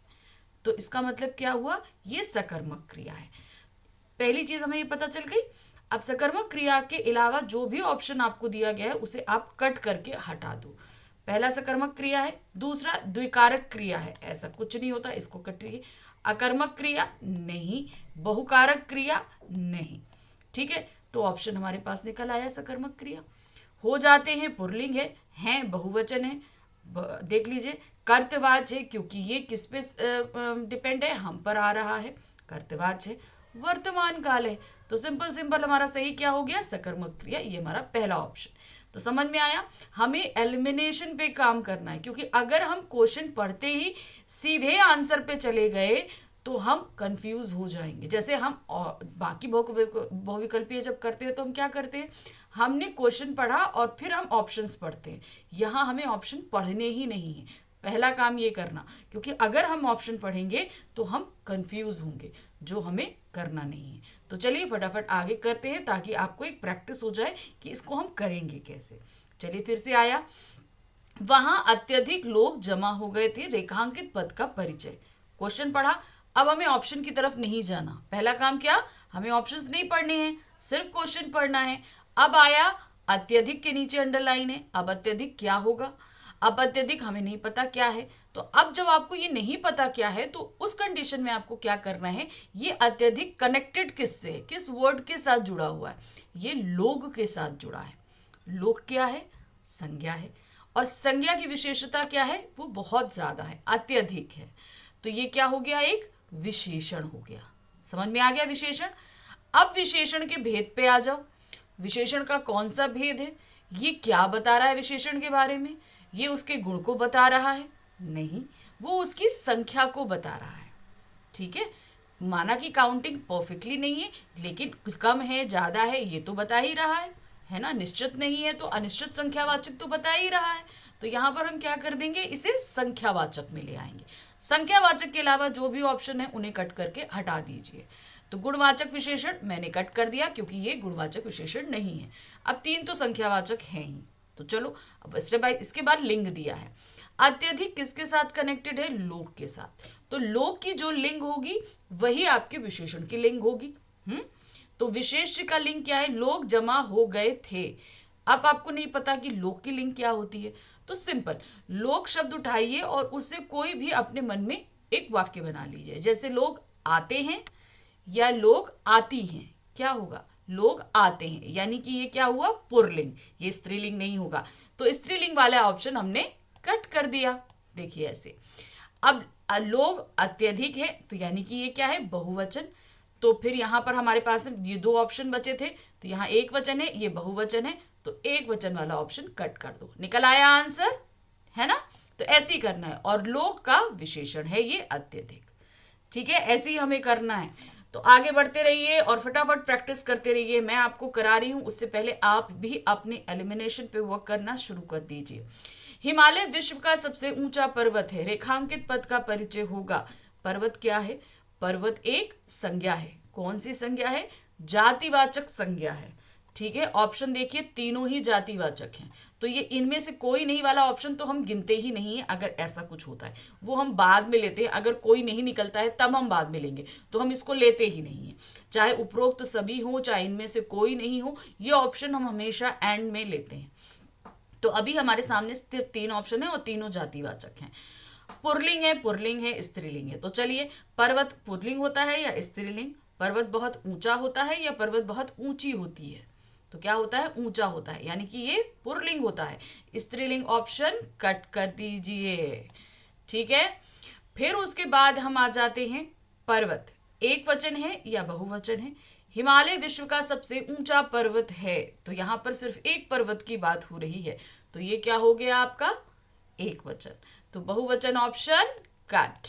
तो अब ये बचा क्या हमारा, संबंधवाचक। अब संबंध कारक आप कैसे पता करोगे कि ये संबंध कारक है, क्योंकि तीनों में संबंध कारक दिया हुआ है। तो देखो सिंपल है, मैं बताती हूँ कैसे पता है। ऐसे संबंध कारक का क्या पहचान होती है, का, की, के, रा, री, रे, लेकिन इसमें कोई भी कारक नहीं लगा है। ऐसा होता है, हम ये नहीं कह रहे कि ऐसा नहीं होता। तो उस कंडीशन में आपको कंफ्यूज होने की ज़रूरत नहीं, आपने 3 चीज़ें निकाल ली हैं, वो सही हो गया है। अगर कभी भी अगर चौथे पे आना होता है, कारक को लेकर आप लोगों को बहुत कन्फ्यूज़न होता है, अगर उस पर भी आता है तो कारक की टेबल आपको याद करनी पड़ेगी। तो यहाँ पर तीनों में ही संबंध कारक है, इसलिए हमें इतना कंफ्यूज होने की ज़रूरत नहीं, और यहाँ ऑप्शन हमारा निकला दूसरा। नेक्स्ट आ जाते हैं, यह लड़की बहुत मेधावी है। अब रेखांकित पद है लड़की, लड़की क्या होगा, लड़की संज्ञा है, जातिवाचक संज्ञा है, स्त्रीलिंग है और एक वचन है। हमने एक ही बार में निकाल लिया, चलिए देखते हैं। जातिवाचक संज्ञा, व्यक्तिवाचक, तो व्यक्तिवाचक हमने पहले कट कर दिया, 2 हमारे पास जातिवाचक बते, एक में पुल्लिंग एक में स्त्रीलिंग। लड़की स्त्रीलिंग होती है, पुल्लिंग नहीं होती है, कट हो गया। 2 ही ऑप्शंस में हमने इसका आंसर निकाल लिया। एक वचन है, कर्ता कारक है, क्योंकि यह लड़की मेधावी है, वही करता है इसमें। क्लियर? फटाफट हमें ये एलिमिनेशन, जितना प्रैक्टिस करोगे उतनी जल्दी आप अपनी स्पीड बढ़ा पाएंगे, इसीलिए मैं बोल रही हूँ जितना हो सके थोड़ा सा प्रैक्टिस करिए। हम पार्क में टहलने गए थे, रेखांकित पद है। पार्क क्या है, पार्क एक जगह का नाम है, तो ये संज्ञा हुई। पर्टिकुलर जगह का नाम नहीं दिया है, कौन सा पार्क है क्या है, तो ये जातिवाचक संज्ञा के अंतर्गत आएगा। अब हम पार्क में टहलने गए, अब पार्क क्या है, स्त्रीलिंग है, पुल्लिंग है या वचन क्या है, तो पार्क तो यहाँ पर एक ही दे रहा है, तो ये एक वचन आएगा। स्त्रीलिंग है या पुल्लिंग, तो पार्क क्या होता है, फिर से वही काम करो, कुछ भी। पार्क, पार्क बड़ा होता है या पार्क बड़ी होती है, पार्क बड़ा होता है तो वो पुल्लिंग हो गई। यहाँ में लगा है, कारक कौन सा होगा, अधिकरण कारक। अधिकरण कारक की पहचान क्या है, में पर, तो यहाँ पर में लगा है तो ये अधिकरण कारक होगा। चलिए अब चेक करते हैं। जातिवाचक संज्ञा, व्यक्तिवाचक संज्ञा हमने कट कर दी, 3 ऑप्शन हमारे पास बचे हैं। पार्क एक वचन है तो बहुवचन वाला ऑप्शन हमने कट कर दिया, 2 हमारे पास एक वचन बचे हैं। स्त्रीलिंग है, पुल्लिंग है, पार्क पुल्लिंग था, स्त्रीलिंग नहीं था, तो इसको भी हमने कट कर दिया, सीधे सीधे आंसर निकल आया। कारक हमारा अधिकरण कारक है। ठीक है, इस तरीके से काम करना। पहले आपको देखना है, आपको अपनी बुद्धि लगानी है कि ये शब्द क्या होता है, और उसी के साथ हम एलिमिनेशन स्टार्ट करेंगे। ठीक है, अब चलिए स्टेप बाय स्टेप आपको एलिमिनेशन करना सिखाती हूँ। अभी तो मेरे को पता, मैंने फटाफट एक शब्द की सारी चीज़ें निकाल लेती हूँ, लेकिन अब हम स्टेप बाय स्टेप चलते हैं। ठीक है, जैसे आप लोग हैं, आप लोग अभी नया नया करना शुरू करोगे तो आप लोगों को थोड़ी सी दिक्कत आएगी समझने में, तो वही चीज़ मैं आपको बताने जा रही हूँ। वह छात्र बहुत होशियार है, रेखांकित पद का परिचय कीजिए। ऑप्शन नहीं पढ़ने, मैंने ऑप्शन की तरफ देखा तक नहीं। ठीक है, तो अब अंडरलाइन वर्ड है छात्र। छात्र क्या होता है, संज्ञा है। कौन सी संज्ञा है, जातिवाचक संज्ञा है। ठीक है, जातिवाचक, व्यक्तिवाचक, जातिवाचक, उपरोक्त नहीं, तो यहां पर हमने व्यक्तिवाचक कट कर दिया। हमारे पास 2 ऑप्शन जातिवाचक, जाति। अब इसके बाद वचन आ जाते, वह छात्र बहुत होशियार है, तो यहाँ पर हम एक छात्र के लिए बात कर रहे हैं या कई सारे छात्रों के लिए बात कर रहे हैं, हम सिर्फ एक छात्र के लिए बात कर रहे हैं, तो जाहिर सी बात क्या है, वो एक वचन होगा।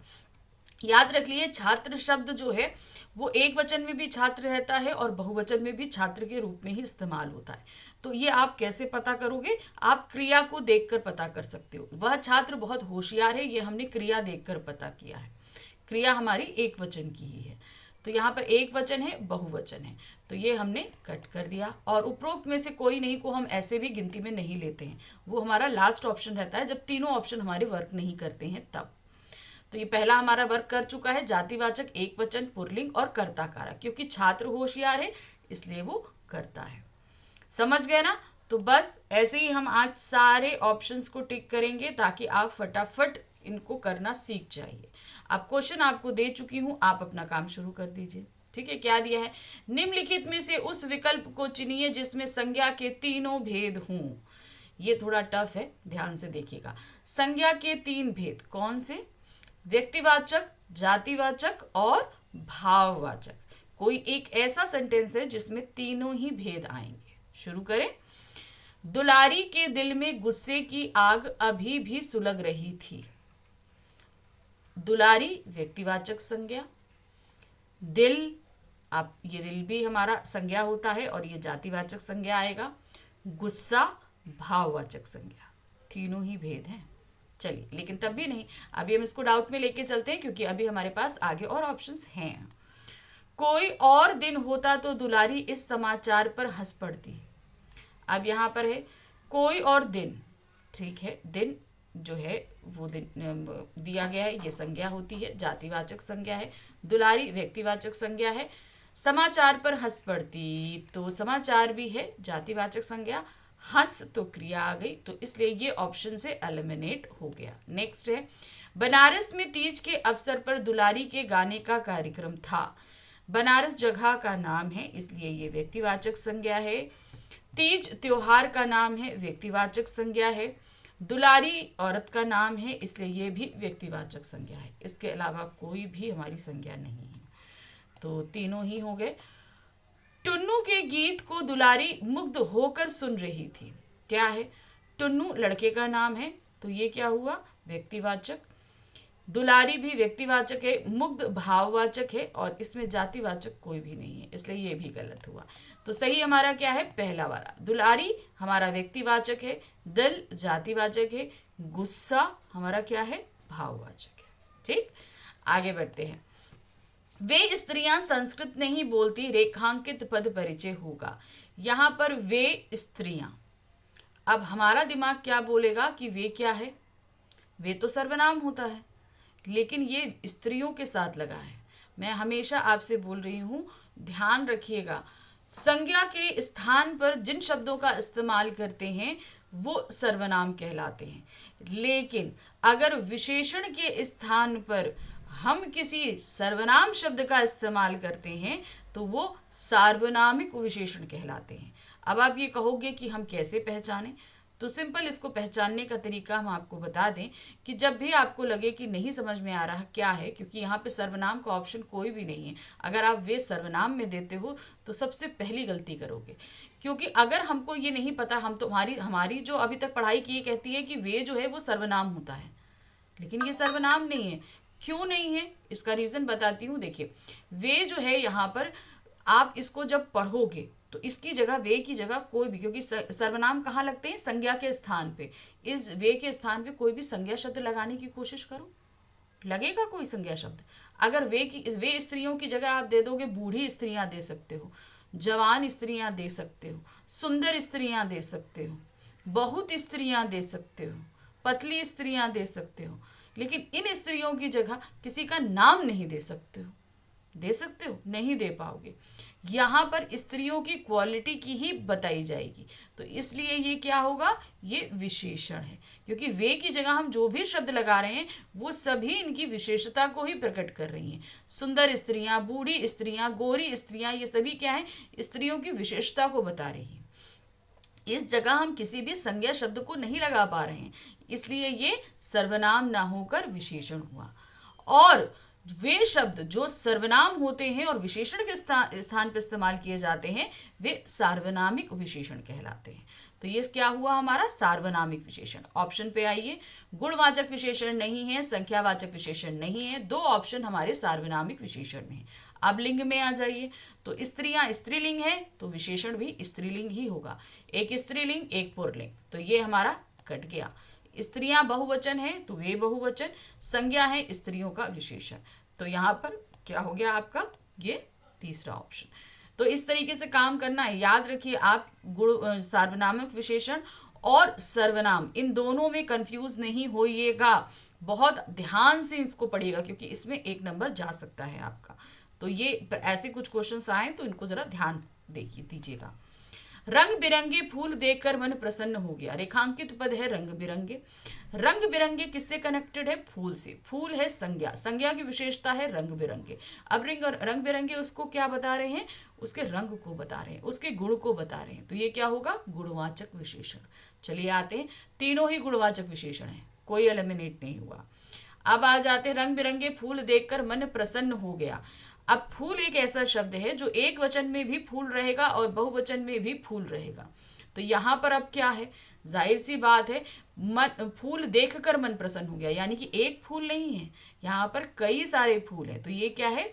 बहुवचन है। अब देखिए, गुणवाचक विशेषण, संज्ञा, भाववाचक संज्ञा। अब जो विशेषण भी है और संज्ञा भी, हाउ इज इट पॉसिबल?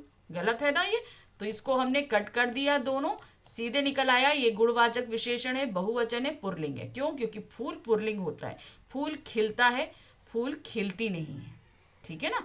तो ये पुल्लिंग होता है। तो यहाँ पर पहला ऑप्शन सही है। आगे बढ़िए। पिताजी यहाँ नहीं आए थे। अब यहाँ पर यहाँ शब्द है। अब तुरंत आप इसको क्या बोलोगे, यहाँ शब्द तो सर्वनाम होता है, होता है, होता है ना, पता है ना, होता है, ठीक है। लेकिन क्या यहाँ पर ये सर्वनाम है? फिर वही ऑप्शन हमने कहा ना, जब भी सर्वनाम आए पहले अपने दिमाग से आप ये सोचिएगा क्या ये सर्वनाम है, क्योंकि पिताजी यहाँ नहीं आए थे। यहाँ किसके साथ कनेक्टेड है? आए थे के साथ कनेक्टेड है। आए थे क्या था? क्रिया। क्रिया के साथ जो शब्द कनेक्टेड होगा वो क्या कहलाएगा? क्रिया विशेषण। ठीक है, यहाँ पर सर्वनाम नहीं होकर क्रिया विशेषण है। अब क्रिया विशेषण के जो भेद हैं, ठीक है, अब चलिए हम क्रिया विशेषण के हिसाब से देख लेते हैं। स्थानवाचक क्रिया विशेषण दे रहा है, निश्चयवाचक सर्वनाम, मैंने तो बोल दिया सर्वनाम ये है ही नहीं, रीतिवाचक क्रिया विशेषण, स्थानवाचक क्रिया विशेषण। ठीक है, अब यहाँ आए, यहाँ शब्द यहाँ क्या बता रहा है? यहाँ, यानी कि ये जगह को बता रहा है, स्थान को बता रहा है, तो ये क्या हुआ? स्थानवाचक क्रिया विशेषण। तो हम रीतिवाचक क्रिया विशेषण को कट कर देते हैं। आगे बढ़ते हैं। अब हम आ जाते हैं, आए थे क्रिया की विशेषता है, दूसरा है जाना क्रिया की विशेषता है। जाना तो यहाँ कहीं मेंशन ही नहीं है जाना नहीं ना, तो ये हमारा चौथा कट गया, पहला सही हो गया। ठीक, आगे बढ़िए। वह अचानक चला गया। अब वह यहाँ पर क्या है? वह यहाँ पर क्या है? वह यहाँ पर सर्वनाम है, क्योंकि वह की जगह अगर हम किसी संज्ञा शब्द को लगाना चाहें तो हम कह सकते हैं राम चला गया, राम अचानक चला गया, सोहन अचानक चला गया, सीता अचानक चली गई, लड़के अचानक चले गए। तो हम इन शब्दों की जगह संज्ञा लगा पा रहे हैं, इसलिए ये क्या है? सर्वनाम है। ठीक है, वह हमारा कौन सा सर्वनाम का भेद होगा? पुरुषवाचक सर्वनाम। हम अपने लिए मैं इस्तेमाल करते हैं, हम इस्तेमाल करते हैं। सेकेंड पर्सन के लिए हम क्या इस्तेमाल करते हैं? तुम इस्तेमाल करते हैं, तुम्हारे इस्तेमाल करते हैं, तुम्हें इस्तेमाल करते हैं। ठीक है, हम थर्ड पर्सन के लिए क्या इस्तेमाल करते हैं? वह, उसका हम इस्तेमाल करते हैं ना, तो यहाँ वह क्या हो गया? आपका पुरुषवाचक सर्वनाम अन्य पुरुष। दो चीजें पता करी, एलिमिनेशन पे आ जाओ। चलो, यहाँ पुरुषवाचक सर्वनाम मध्यम पुरुष कट कर दो, पुरुषवाचक सर्वनाम उत्तम पुरुष कट कर दो। अब ये दोनों ही अन्य पुरुष हैं। ठीक है, अब हम यहाँ पर रुकते हैं, क्योंकि अब हमें आगे लिंग का पता करना है। वह की लिंग हमें नहीं पता है, तो हम क्या करेंगे? हम क्रिया पे आ जाएंगे। वह अचानक चला गया। चला गया क्या है? पुल्लिंग है, तो वह हमारा क्या हो जाएगा? पुल्लिंग। तो यहाँ पर थर्ड ऑप्शन सही है और फोर्थ ऑप्शन गलत है। ठीक, आइए आगे बढ़ते हैं। मैं पुस्तक पढ़ूंगा, यहाँ पर अंडरलाइन वर्ड है पढ़ूंगा। पढ़ूंगा क्या हुआ? क्रिया हुई। क्रिया के भेद कौन से हैं? सकर्मक और अकर्मक। पता करिए क्या होगा। क्वेश्चन वही क्या लगाकर आपको करना है, क्या पढ़ूंगा? पुस्तक पढ़ूंगा। तो क्या आंसर मिला? सकर्मक क्रिया। ऑप्शंस में आइए, सकर्मक क्रिया, अकर्मक क्रिया। अकर्मक क्रिया कट कर दो, दो सकर्मक क्रियाएं हम अपने पास रख रहे हैं। ठीक है, अब आगे बढ़ते हैं। सामान्य भविष्यकाल और यहाँ पर है भूतकाल। देखिए, अब यहाँ काल पे आइए। मैं पुस्तक पढ़ूंगा, यानी कि मैं फ्यूचर में पढ़ूंगा, आने वाले समय में पढ़ूंगा, तो ये क्या है? भविष्य काल है। ठीक है, ये भूतकाल नहीं है, तो हम थर्ड वाला ऑप्शन कट कर देते हैं, और फोर्थ तो हमारा ऑलरेडी ही एलिमिनेट था। सकर्मक क्रिया है, सामान्य भविष्यकाल है, उत्तम पुरुष है। उत्तम पुरुष क्यों बोलेंगे? क्योंकि पढ़ूंगा मैं के साथ कनेक्टेड है, और मैं उत्तम पुरुष में है, इसलिए यहाँ पर क्रिया भी उत्तम पुरुष में होगी। पुल्लिंग है। ठीक है, ये क्या है? आपकी पुल्लिंग होगा। ठीक, तो हमारा पहला ऑप्शन सही है। नेक्स्ट आते हैं। मैं अपनी मातृभूमि पर मर मिटूंगी। अंडरलाइन वर्ड मर मिटूंगी। अब कौन सी क्रिया है ये? क्या है? कौन सी क्रिया है? कैसे पता करेंगे? फिर वही क्वेश्चन, क्या लगाइए। क्या मर मिटूंगी? आंसर मिल रहा है? नहीं। मातृ किस पर मर मिटूंगी मिलेगा? मातृभूमि पर। लेकिन हम क्या मर मिटूंगी, इसका आंसर नहीं मिल रहा है। इसका मतलब ये क्या है? ये एक अकर्मक क्रिया है। चलिए ऑप्शन पे आ जाइए। सकर्मक क्रिया कट कर दी, अकर्मक क्रिया और सकर्मक क्रिया कट कर दी। अब हमारे सामने सिर्फ दो हैं। मर मिटूंगी स्त्रीलिंग है, तो यहाँ पर एक स्त्रीलिंग है, एक पुल्लिंग है, थर्ड वाला कट कर दो, सेकंड हमारा ऑटोमेटिकली सही हो गया। एक वचन है क्योंकि सिर्फ मैं मर रही हूं, मर मिटूंगी, ये भविष्य काल है। ठीक, सेकंड सही। तो पद परिचय को लेकर जितनी भी परेशानियां हैं, आप जितना हल करोगे आप फटाफट करोगे। ठीक है, चलिए अब हम जल्दी जल्दी करते हैं, क्योंकि हमें ज़्यादा समय नहीं देना है, क्योंकि इसमें आगे बहुत बड़ा क्वेश्चन पेपर होता है, उसे उतनी जल्दी हमें सॉल्व भी करना होता है ना। वह भारत मैच जीत गया, रेखांकित पद है वह क्या है? सीधे आपके सामने लग रहा है विस्मयादिबोधक मार्ग, तो ये एक अव्यय है और वो है विस्मयादिबोधक। वह भारत मैच जीत गया, तो हम क्या हैं? हम खुश हैं। तो यहाँ पर क्या आएगा? देखिए, विस्मयादि सूचक अव्यय है, प्रसन्नता सूचक भाव की अभिव्यक्ति है, चौथा सही रहेगा। यहाँ दूसरा शोक सूचक है, हमें नहीं बताना है, तो विस्मयादि सूचक प्रसन्नता को व्यक्त कर रहा है यहाँ पे, क्योंकि हम भारत के जीतने से खुश हैं।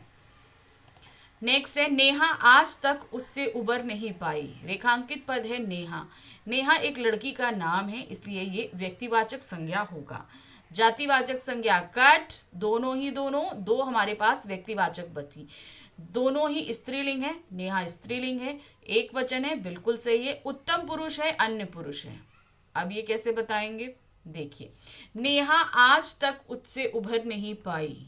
ठीक है, अब यहाँ पे तो बोलोगे ये पुरुष जो है वो हमेशा मैम सर्वनाम में आता है, ऐसा कोई कंपलसरी नहीं है। ये पता चलता है किससे?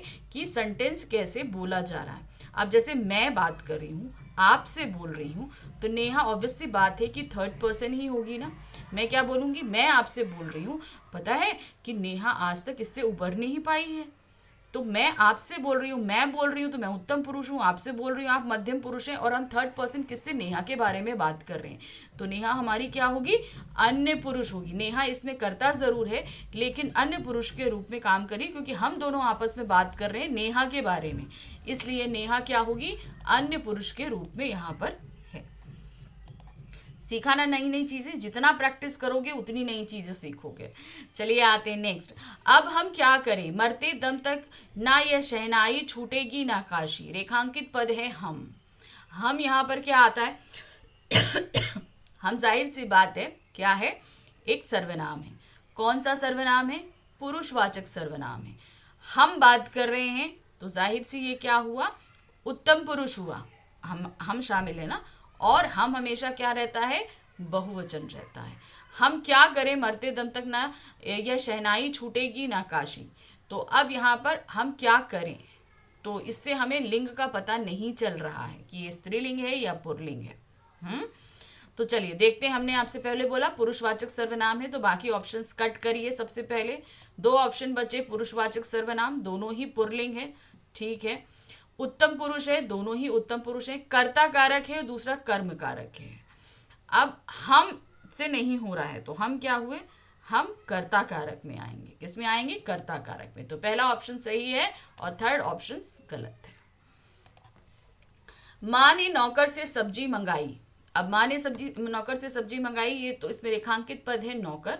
नौकर एक संज्ञा है और जातिवाचक संज्ञा है। ऑप्शन देखिए, जातिवाचक संज्ञा, व्यक्तिवाचक संज्ञा कट करिए, जातिवाचक संज्ञा रहेगा, व्यक्तिवाचक संज्ञा कट। तो दो ऑप्शन बचे। नौकर क्या है? नौकर हमेशा पुल्लिंग रहता है, तो दोनों ही पुल्लिंग है। एक वचन है, दोनों ही एक वचन है। अब यहाँ पर आता है करण कारक और दूसरा भाववाच्य। तो यहाँ पर भाववाच्य जैसी कोई भी चीज नहीं है, ये सीधे सीधे करण कारक आ रहा है। क्यों? नौकर से सब्जी मंगवाई है, कर्ता ने कर्म को करण से आया ना, से लगा है, तो क्या हो गया? करण से हुआ यहाँ पर। तो ये क्या रहेगा आपका? करण कारक। से एक कारक में और लगता है, वो है अपादान कारक। लेकिन जब कोई चीज किसी से अलग होती है तब वहां पर हम अपादान कारक का इस्तेमाल करते हैं, लेकिन यहाँ पर से कोई भी अलग होने के कारक को नहीं बता रही, इसलिए यहाँ पर ये नहीं रहेगा, तो इसे हम कट कर देते हैं। ठीक है, आगे बढ़ते हैं। मेरी माँ रोज शाम एक किताब से कुछ पन्ने जरूर पढ़ती है। क्या है? मेरी माँ रोज एक किताब से कुछ पन्ने पढ़ती है। इस कंडीशन में हम क्या आंसर हमारा क्या रहेगा? पहला हमें सब देखना है, पढ़ती है जो है वो हमारा अंडरलाइन वर्ड है। पढ़ती क्या होगा? क्रिया है, जाहिर सी बात है। अकर्मक क्रिया है या सकर्मक क्रिया है? क्या है? क्या जरूर पड़ती है? पन्ने जरूर पड़ती है, तो ये सकर्मक क्रिया है। अकर्मक क्रिया कट कर दीजिए, तो हमारे पास एक ऑप्शन कट हो गया, 3 बची। अकर्मक क्रिया पड़ती है, स्त्रीलिंग है, तो पुल्लिंग हमारा गलत हो गया, 2 ऑप्शन बचे स्त्रीलिंग। तो मेरी माँ है, जाहिर सी बात है एक वचन है, बहुवचन नहीं है, तो बहुवचन कट कर दो, एक वचन। आंसर निकल आया हमारा सकर्मक क्रिया स्त्रीलिंग एक वचन। वर्तमान पढ़ती है तो वर्तमान काल है, कर्तव्यवाच्य क्योंकि माँ के द्वारा कार्य किया जा रहा है। ठीक है, आगे आते हैं। रीना काली पतंग उड़ा रही है। अंडरलाइन वर्ड है पतंग। पतंग क्या है? तो ये तो एक संज्ञा शब्द है, और ये क्या रहेगा? जातिवाचक संज्ञा है। ऑप्शन देखिए, जातिवाचक 3 है, व्यक्तिवाचक 1 है, तो हमने व्यक्तिवाचक कट कर दिया। पतंग उड़ा रही है, तो जाहिर सी बात है पतंग कौन सा लिंग हो गया? पतंग उड़ रही होती है, उड़ नहीं रहा होता है, तो स्त्रीलिंग है। तो ये स्त्रीलिंग हो गई, ये स्त्रीलिंग हो गई, ये पुल्लिंग हो गई, तो चौथा वाला कट गया। 2 स्त्रीलिंग बची हैं, वचन में आ जाइए। पतंग उड़ा रही है, तो जाहिर सी बात है दोनों एक वचन ही है। अब कर्ता कारक है या कर्म कारक है? क्या चीज आएगी बताइए? तो जाहिर सी बात है पतंग को उड़ा रही है, ठीक है, तो वो क्या है? कर्म कारक है। तो यहाँ पर दूसरा ऑप्शन सही है, पहला गलत हो गया। विशेष काली है या विशेष रीना है? पतंग की जो है वो विशेषता क्या है? काली। ठीक है, चलिए आगे बढ़ते हैं। हुसैन आज दिल्ली जाएगा। हुसैन अंडरलाइन है, हुसैन एक व्यक्ति का नाम है, तो जाहिर सी बात है कि ये एक व्यक्तिवाचक संज्ञा है, ये पुल्लिंग है, एक वचन है। फटाफट हमने 3 चीजें निकाल ली। ऑप्शंस में आते हैं। व्यक्तिवाचक संज्ञा, जातिवाचक, अरे ये तो एक ही बार में ऑप्शन निकल आया, पहला सही है। व्यक्तिवाचक संज्ञा, पुल्लिंग, एक वचन, कर्ता कारक। ठीक है, देखिए फटाफट निकल आया ना। आगे देखिए, बाजार से कुछ सामान ले आओ। रेखांकित पद कुछ क्या होगा? सामान से रिलेटेड है, तो जाहिर सी बात है सामान संज्ञा है, तो कुछ क्या होगा? विशेषण होगा। कुछ क्या होगा? विशेषण। अब यहाँ पर विशेषण जो है वो क्या है? कुछ सामान लाना है, ये संख्या को इंडिकेट कर रहा है, तो ये संख्यावाची विशेषण होगा। अब कुछ क्या हुआ? निश्चित संख्या तो है ही नहीं, ये क्या है? अनिश्चित संख्या है, तो ये हो गया अनिश्चित संख्यावाची विशेषण। ऑप्शन में आइए, 3 अनिश्चित वाचक है, 1 अनिश्चित वाचक है, काट कर दिया, 3 बचे हमारे पास में। ठीक है, अब कुछ सामान ले आओ। सामान क्या है? सामान लाया जाता है या सामान लाई जाती है? सामान लाया जाता है, तो ये क्या है? पुल्लिंग है, तो 2 पुल्लिंग ऑप्शन रखेंगे, 1 कट गया क्योंकि यहाँ स्त्रीलिंग है। कुछ का विशेष्य क्या है? सामान। कुछ का विशेष्य क्या है? सामान। चलिए, यहाँ विशेष सामान है, यहाँ विशेष बाजार है, तो तीसरा कट गया क्योंकि यहाँ पर सही है सामान। ठीक, चलिए आगे आइए। हम कल दिल्ली जा रहे हैं। दिल्ली क्या है? जाहिर सी बात है एक जगह का नाम है, शहर का नाम है, तो वो क्या होगा? व्यक्तिवाचक संज्ञा। जातिवाचक, व्यक्तिवाचक, तो यहाँ पर दो जातिवाचक है, इनको हमने कट कर दिया, और बचे हमारे पास 2 व्यक्तिवाचक संज्ञा। ठीक है, अब नेक्स्ट आ जाते हैं हम। दिल्ली क्या होगा? एक वचन होगा, दोनों में एक वचन है। दिल्ली पुल्लिंग है, शहरों के नाम पुल्लिंग ही होते हैं, हमेशा ध्यान रखना। दिल्ली जा रहे हैं, दिल्ली को जा रहे हैं, क्या होगा? यहाँ कारक आइए, अधिकरण कारक, कर्म कारक, 2 है ना। अधिकरण कारक की पहचान क्या है? में या पर। तो हम कल दिल्ली में जा रहे हैं या हम कल दिल्ली को जा रहे हैं? सही क्या आएगा? दिल्ली को जा रहे हैं, तो कर्म कारक की पहचान को होती है ना, तो यहाँ तीसरा ऑप्शन सही है और दूसरा गलत हो गया। नेक्स्ट, मैं तेज चलता हूं। यहाँ पर अंडरलाइन वर्ड है चलता, तो चलता क्या है? क्रिया। पता करिए ये सकर्मक है या अकर्मक, क्या लगाइए? मैं क्या चलता हूं, ऑप्शन आ रहा है, क्या चलता हूं नहीं आ रहा ना, तो इसलिए क्या हुआ? अकर्मक क्रिया। काट दीजिए, सकर्मक क्रिया, कालवाचक विशेषण, स्थानवाचक विशेषण सब कट गया, एक ही बार में निकल आया। अकर्मक क्रिया है, पुल्लिंग है क्योंकि मैं तेज चलता हूं, एक वचन है, और इसकी धातु क्या है? चल। वह कौन है? रेखांकित पद है, कौन। कौन की जगह क्या होगा? कौन की जगह हम किसी संज्ञा को रख सकते हैं। वह विजया है, वह वैभवी है, तो यानी कि क्या सीधे से बात हो गई, कौन की जगह संज्ञा शब्द आ सकते हैं, इसलिए ये एक सर्वनाम है। और ये एक प्रश्न है, इसलिए ये प्रश्नवाचक सर्वनाम है। ठीक है, आइए। संबंधवाचक सर्वनाम गलत, निजवाचक सर्वनाम गलत, निश्चयवाचक सर्वनाम गलत। सही क्या है, प्रश्नवाचक सर्वनाम एकवचन। यह बालक बहुत मेधावी है, अंडरलाइन वर्ड है यह। यहां पर यह क्या होगा आप बताइए। यह बालक, ये क्या बता रहा है, बालक की विशेषता, कि ये बालक। यहां पर हमें क्या बताना है, ये सर्वनाम है, क्योंकि हम यह की जगह अगर रखेंगे तो हम क्या रख सकते हैं, किसी संज्ञा शब्द को रख सकते हैं। मैंने कहा ना, अगर आपको डाउट है कि ये संज्ञा है, सर्वनाम है या विशेषण है, सिंपल उस कोई भी जिस शब्द को लेकर है उसकी जगह कोई भी शब्द रखने की कोशिश करो।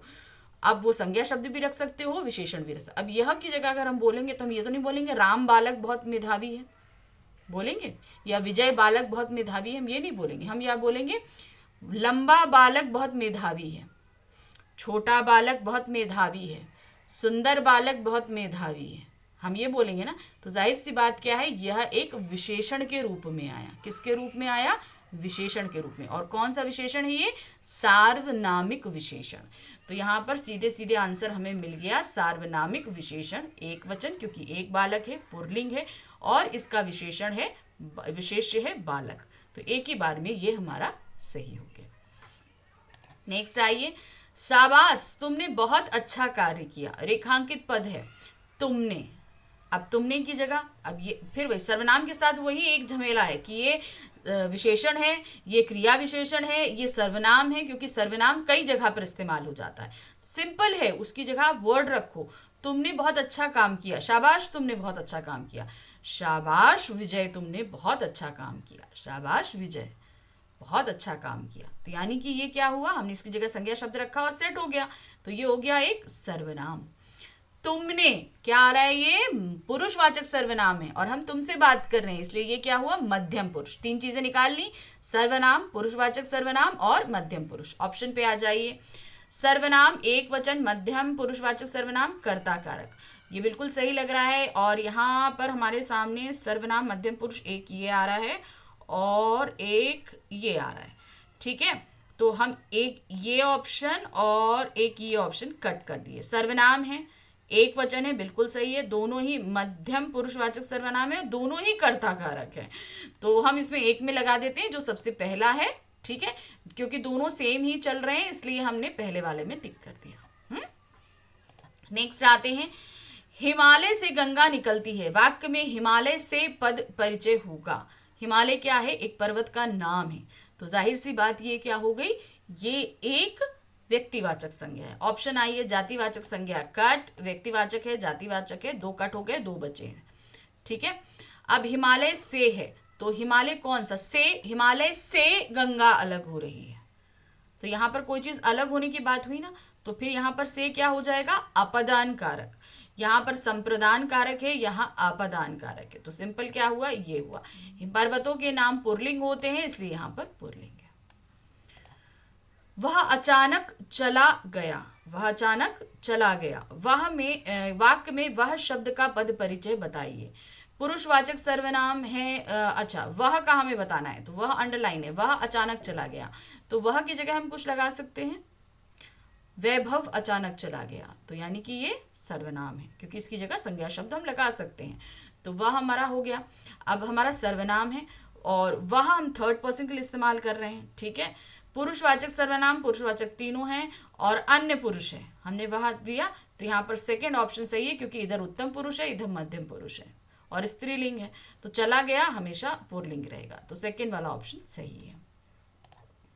गांधी जी ने कहा कि सदा सत्य बोलो, वाक्यों में रेखांकित पद का व्याकरणीकरण परिचय होगा।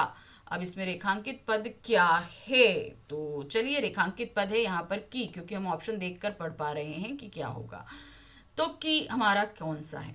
आप लोगों ने अगर वाक्य पढ़े हैं तो इसे निकालना बहुत आसान है। की एक अव्यय है जो समानाधिकरण समुच्चयबोधक अव्यय है, जो दो वाक्यों को जोड़ने का, लेकिन एक वाक्य को दूसरे पर डिपेंड करने का वाक्य भी काम भी कर रहा है।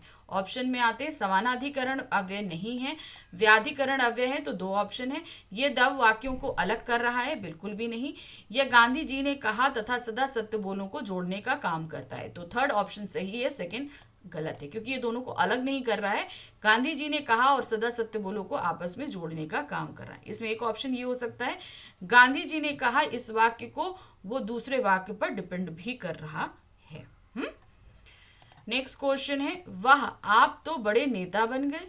यहां पर बन गए क्या होगा आप बताइए।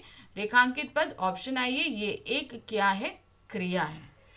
अब हम क्या बन गए पूछेंगे तो क्या है, सकर्मक क्रिया है। ये तो दिया ही, ये संज्ञा है, सकर्मक है, तो सीधे सीधे हमने क्या बता दिया, ये एक। पहला प्रश्न आ रहा है, अलंकार से तात्पर्य है। अलंकार का अर्थ क्या होता है, अलंकृत करना, भाव को प्रभावी अभिव्यक्ति देना, यानी कि जिस भाव से वो अलंकार कहा जा रहा है उसको अलंकार जो है बहुत ही ज्यादा भाव मतलब ताकत देते हैं और उसको सही ढंग से प्रकट किया जा सकता है। काव्य को आकर्षक बनाना, तो अलंकार से यहाँ तात्पर्य इन तीनों से ही है, यानी कि अलंकार का मतलब अलंकृत करना यानी कि सजाना भी होता है। दूसरा होता है भाव, यानी कि जिन भावों को उन पंक्तियों के द्वारा व्यक्त किया जा रहा है उसे संपूर्ण अभिव्यक्ति की मौका दिया जाता है। और उसका तात्पर्य होता है आपका काव्य को सजाना। तो तीनों में से कोई भी अगर एक पूछा जाए तो आप उसी हिसाब से आंसर लगा सकते हैं। तो हम यहाँ लगाएंगे चारों, यानी कि तीनों में, तो हमारा फोर्थ ऑप्शन एकदम सही है। नेक्स्ट आते हैं, अलंकार के मुख्यतः कितने भेद होते हैं। आप देखिए, वैसे तो अगर हमने आपको जो पढ़ाया है उसके हिसाब से देखा जाए तो अलंकार के तीन भेद होते हैं, शब्दालंकार, अर्धालंकार और उभयालंकार। तो ये तो बेसिक जो हम ऑल ओवर अलंकार पढ़ते हैं, हम क्लास वाइज ना डिवाइड करें तो वो रहता है।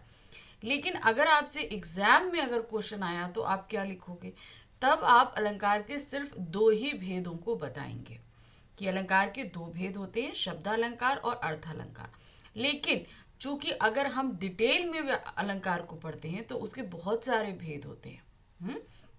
हम अपने सिलेबस के अकॉर्डिंग चलेंगे, तो यहाँ पर हम सिर्फ अलंकार के दो भेदों का ही मेंशन कर रहे हैं, शब्दालंकार और अर्था अलंकार। मैंने जब पढ़ाया था तब मैंने आपको ये चीज़ बताई थी कि तीन भेद होते हैं, शब्दालंकार, अर्थालंकार और उभयालंकार। लेकिन उभयालंकार आपके सिलेबस में नहीं है, इसलिए यहाँ पर हम सिर्फ दो भेदों को बताएंगे। नेक्स्ट आते हैं, निम्न में से कौन सा शब्दालंकार का एक प्रकार है। अब नीचे हमारे सामने दिया है शब्दालंकार के कितने प्रकार होते हैं। देखिए, अनुप्रास अलंकार, श्लेष अलंकार, यमक अलंकार या ये सभी। तो शब्दालंकार क्या था और अर्थालंकार क्या था। शब्दालंकार का एक प्रकार, निम्न में से कौन शब्दालंकार का एक प्रकार है। तो इसमें अगर हम ये देखें तो अनुप्रास अलंकार और श्लेष अलंकार दो आते हैं, ठीक है, ये दो शब्दालंकार के अंतर्गत आते हैं। अब बात ये उठती है कि यहाँ तो हमने यही दो पढ़े हैं, तो अब हम उसमें क्या लगाएंगे। तो अब यहाँ पर हम यहाँ कर देते हैं और यमक अलंकार। तो ये तीनों ही हमारे शब्दालंकार के, शब्दालंकार के तीन भेद थे ना, याद आया आपका। पहला कौन सा था, पहला था अनुप्रास, दूसरा यमक और तीसरा श्लेष। ये तीनों ही भेद आपके किसके थे, शब्दालंकार के। तो यहाँ हम लगाएंगे ये सभी। नेक्स्ट आते हैं, निम्न में से कौन अर्थालंकार का एक प्रकार है। अब यहाँ आपको नीचे ऑप्शन दिए अर्थालंकार। अर्थालंकार में हमने कौन कौन से अलंकार पढ़े हैं, रूपक अलंकार, उपमा अलंकार, उत्प्रेक्षा अलंकार और उसके बाद मानवीयकरण अलंकार और अतिशयोक्ति अलंकार। ये 5 अलंकार आपके सिलेबस में है अर्थालंकार के अकॉर्डिंग। तो यहाँ पर हम लगाएंगे ये सभी, क्योंकि यहाँ पर जो दिए हैं सभी। अच्छा, एक चीज़ हम आपको बताते हैं, क्लास 10th में सिर्फ 4 अलंकार ही आपके सिलेबस में है। इसका मतलब ये नहीं है कि सिर्फ 4 अलंकार ही आएंगे।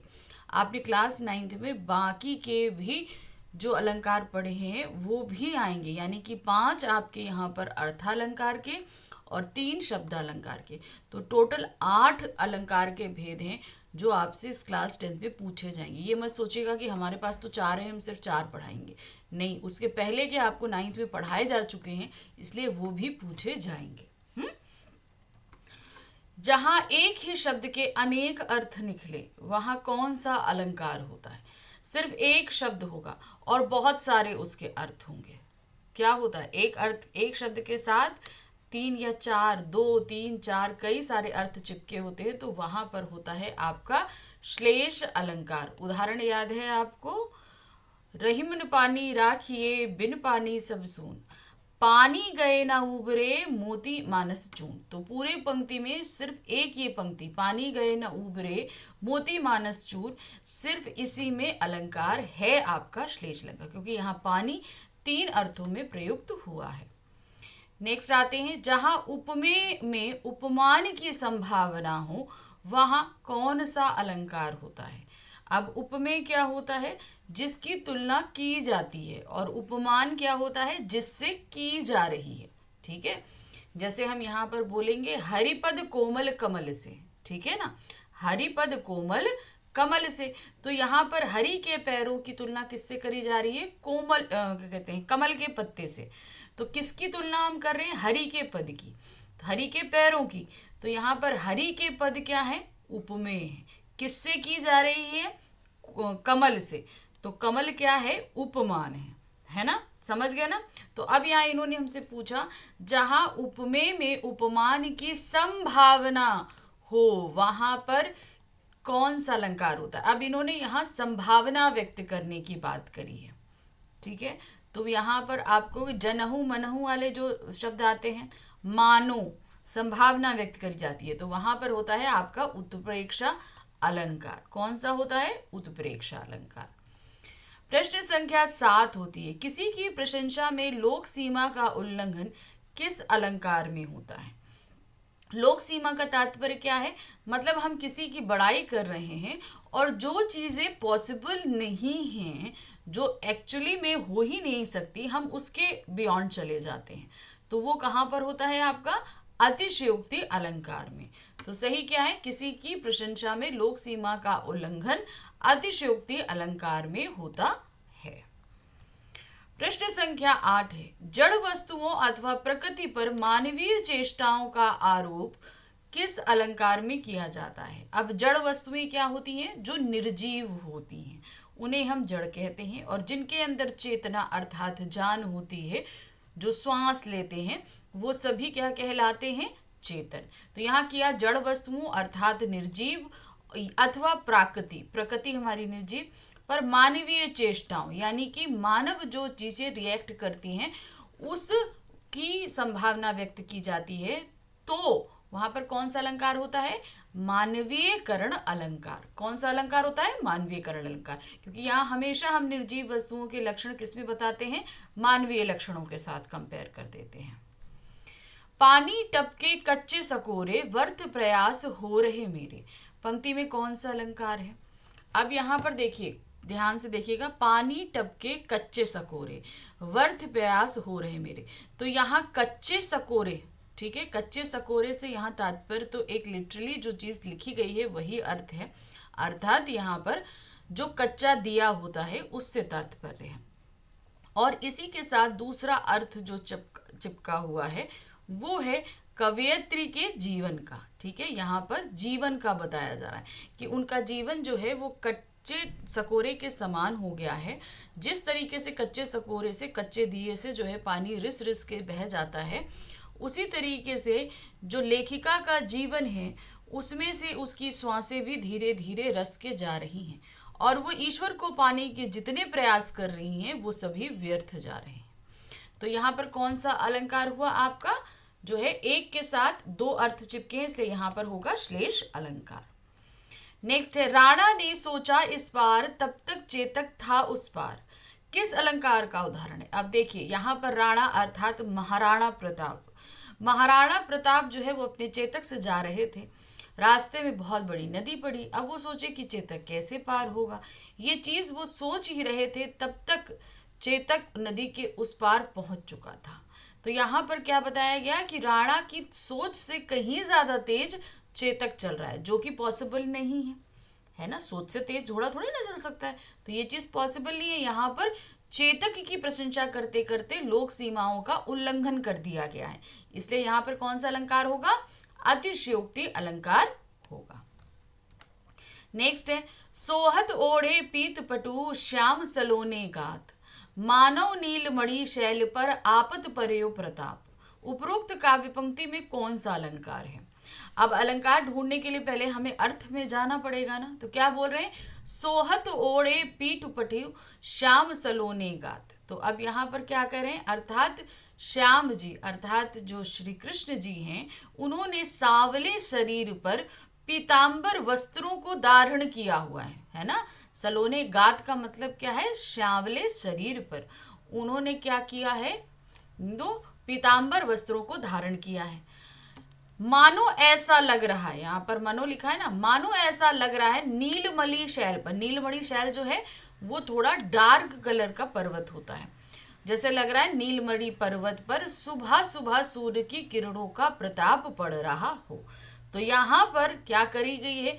एक की प्रशंसा के लिए दूसरों की संभावना को बताया गया है, इसलिए यहाँ पर कौन सा अलंकार होगा? उत्प्रेक्षा अलंकार। इतना नहीं जाना है तो पंक्ति में आप देख लीजिए, यहाँ पर मानो शब्द दिया गया है, इसको देखकर आप तुरंत ही समझ जाएंगे कि यहाँ पर संभावना व्यक्त या सपोज करने की बात को कहा गया है।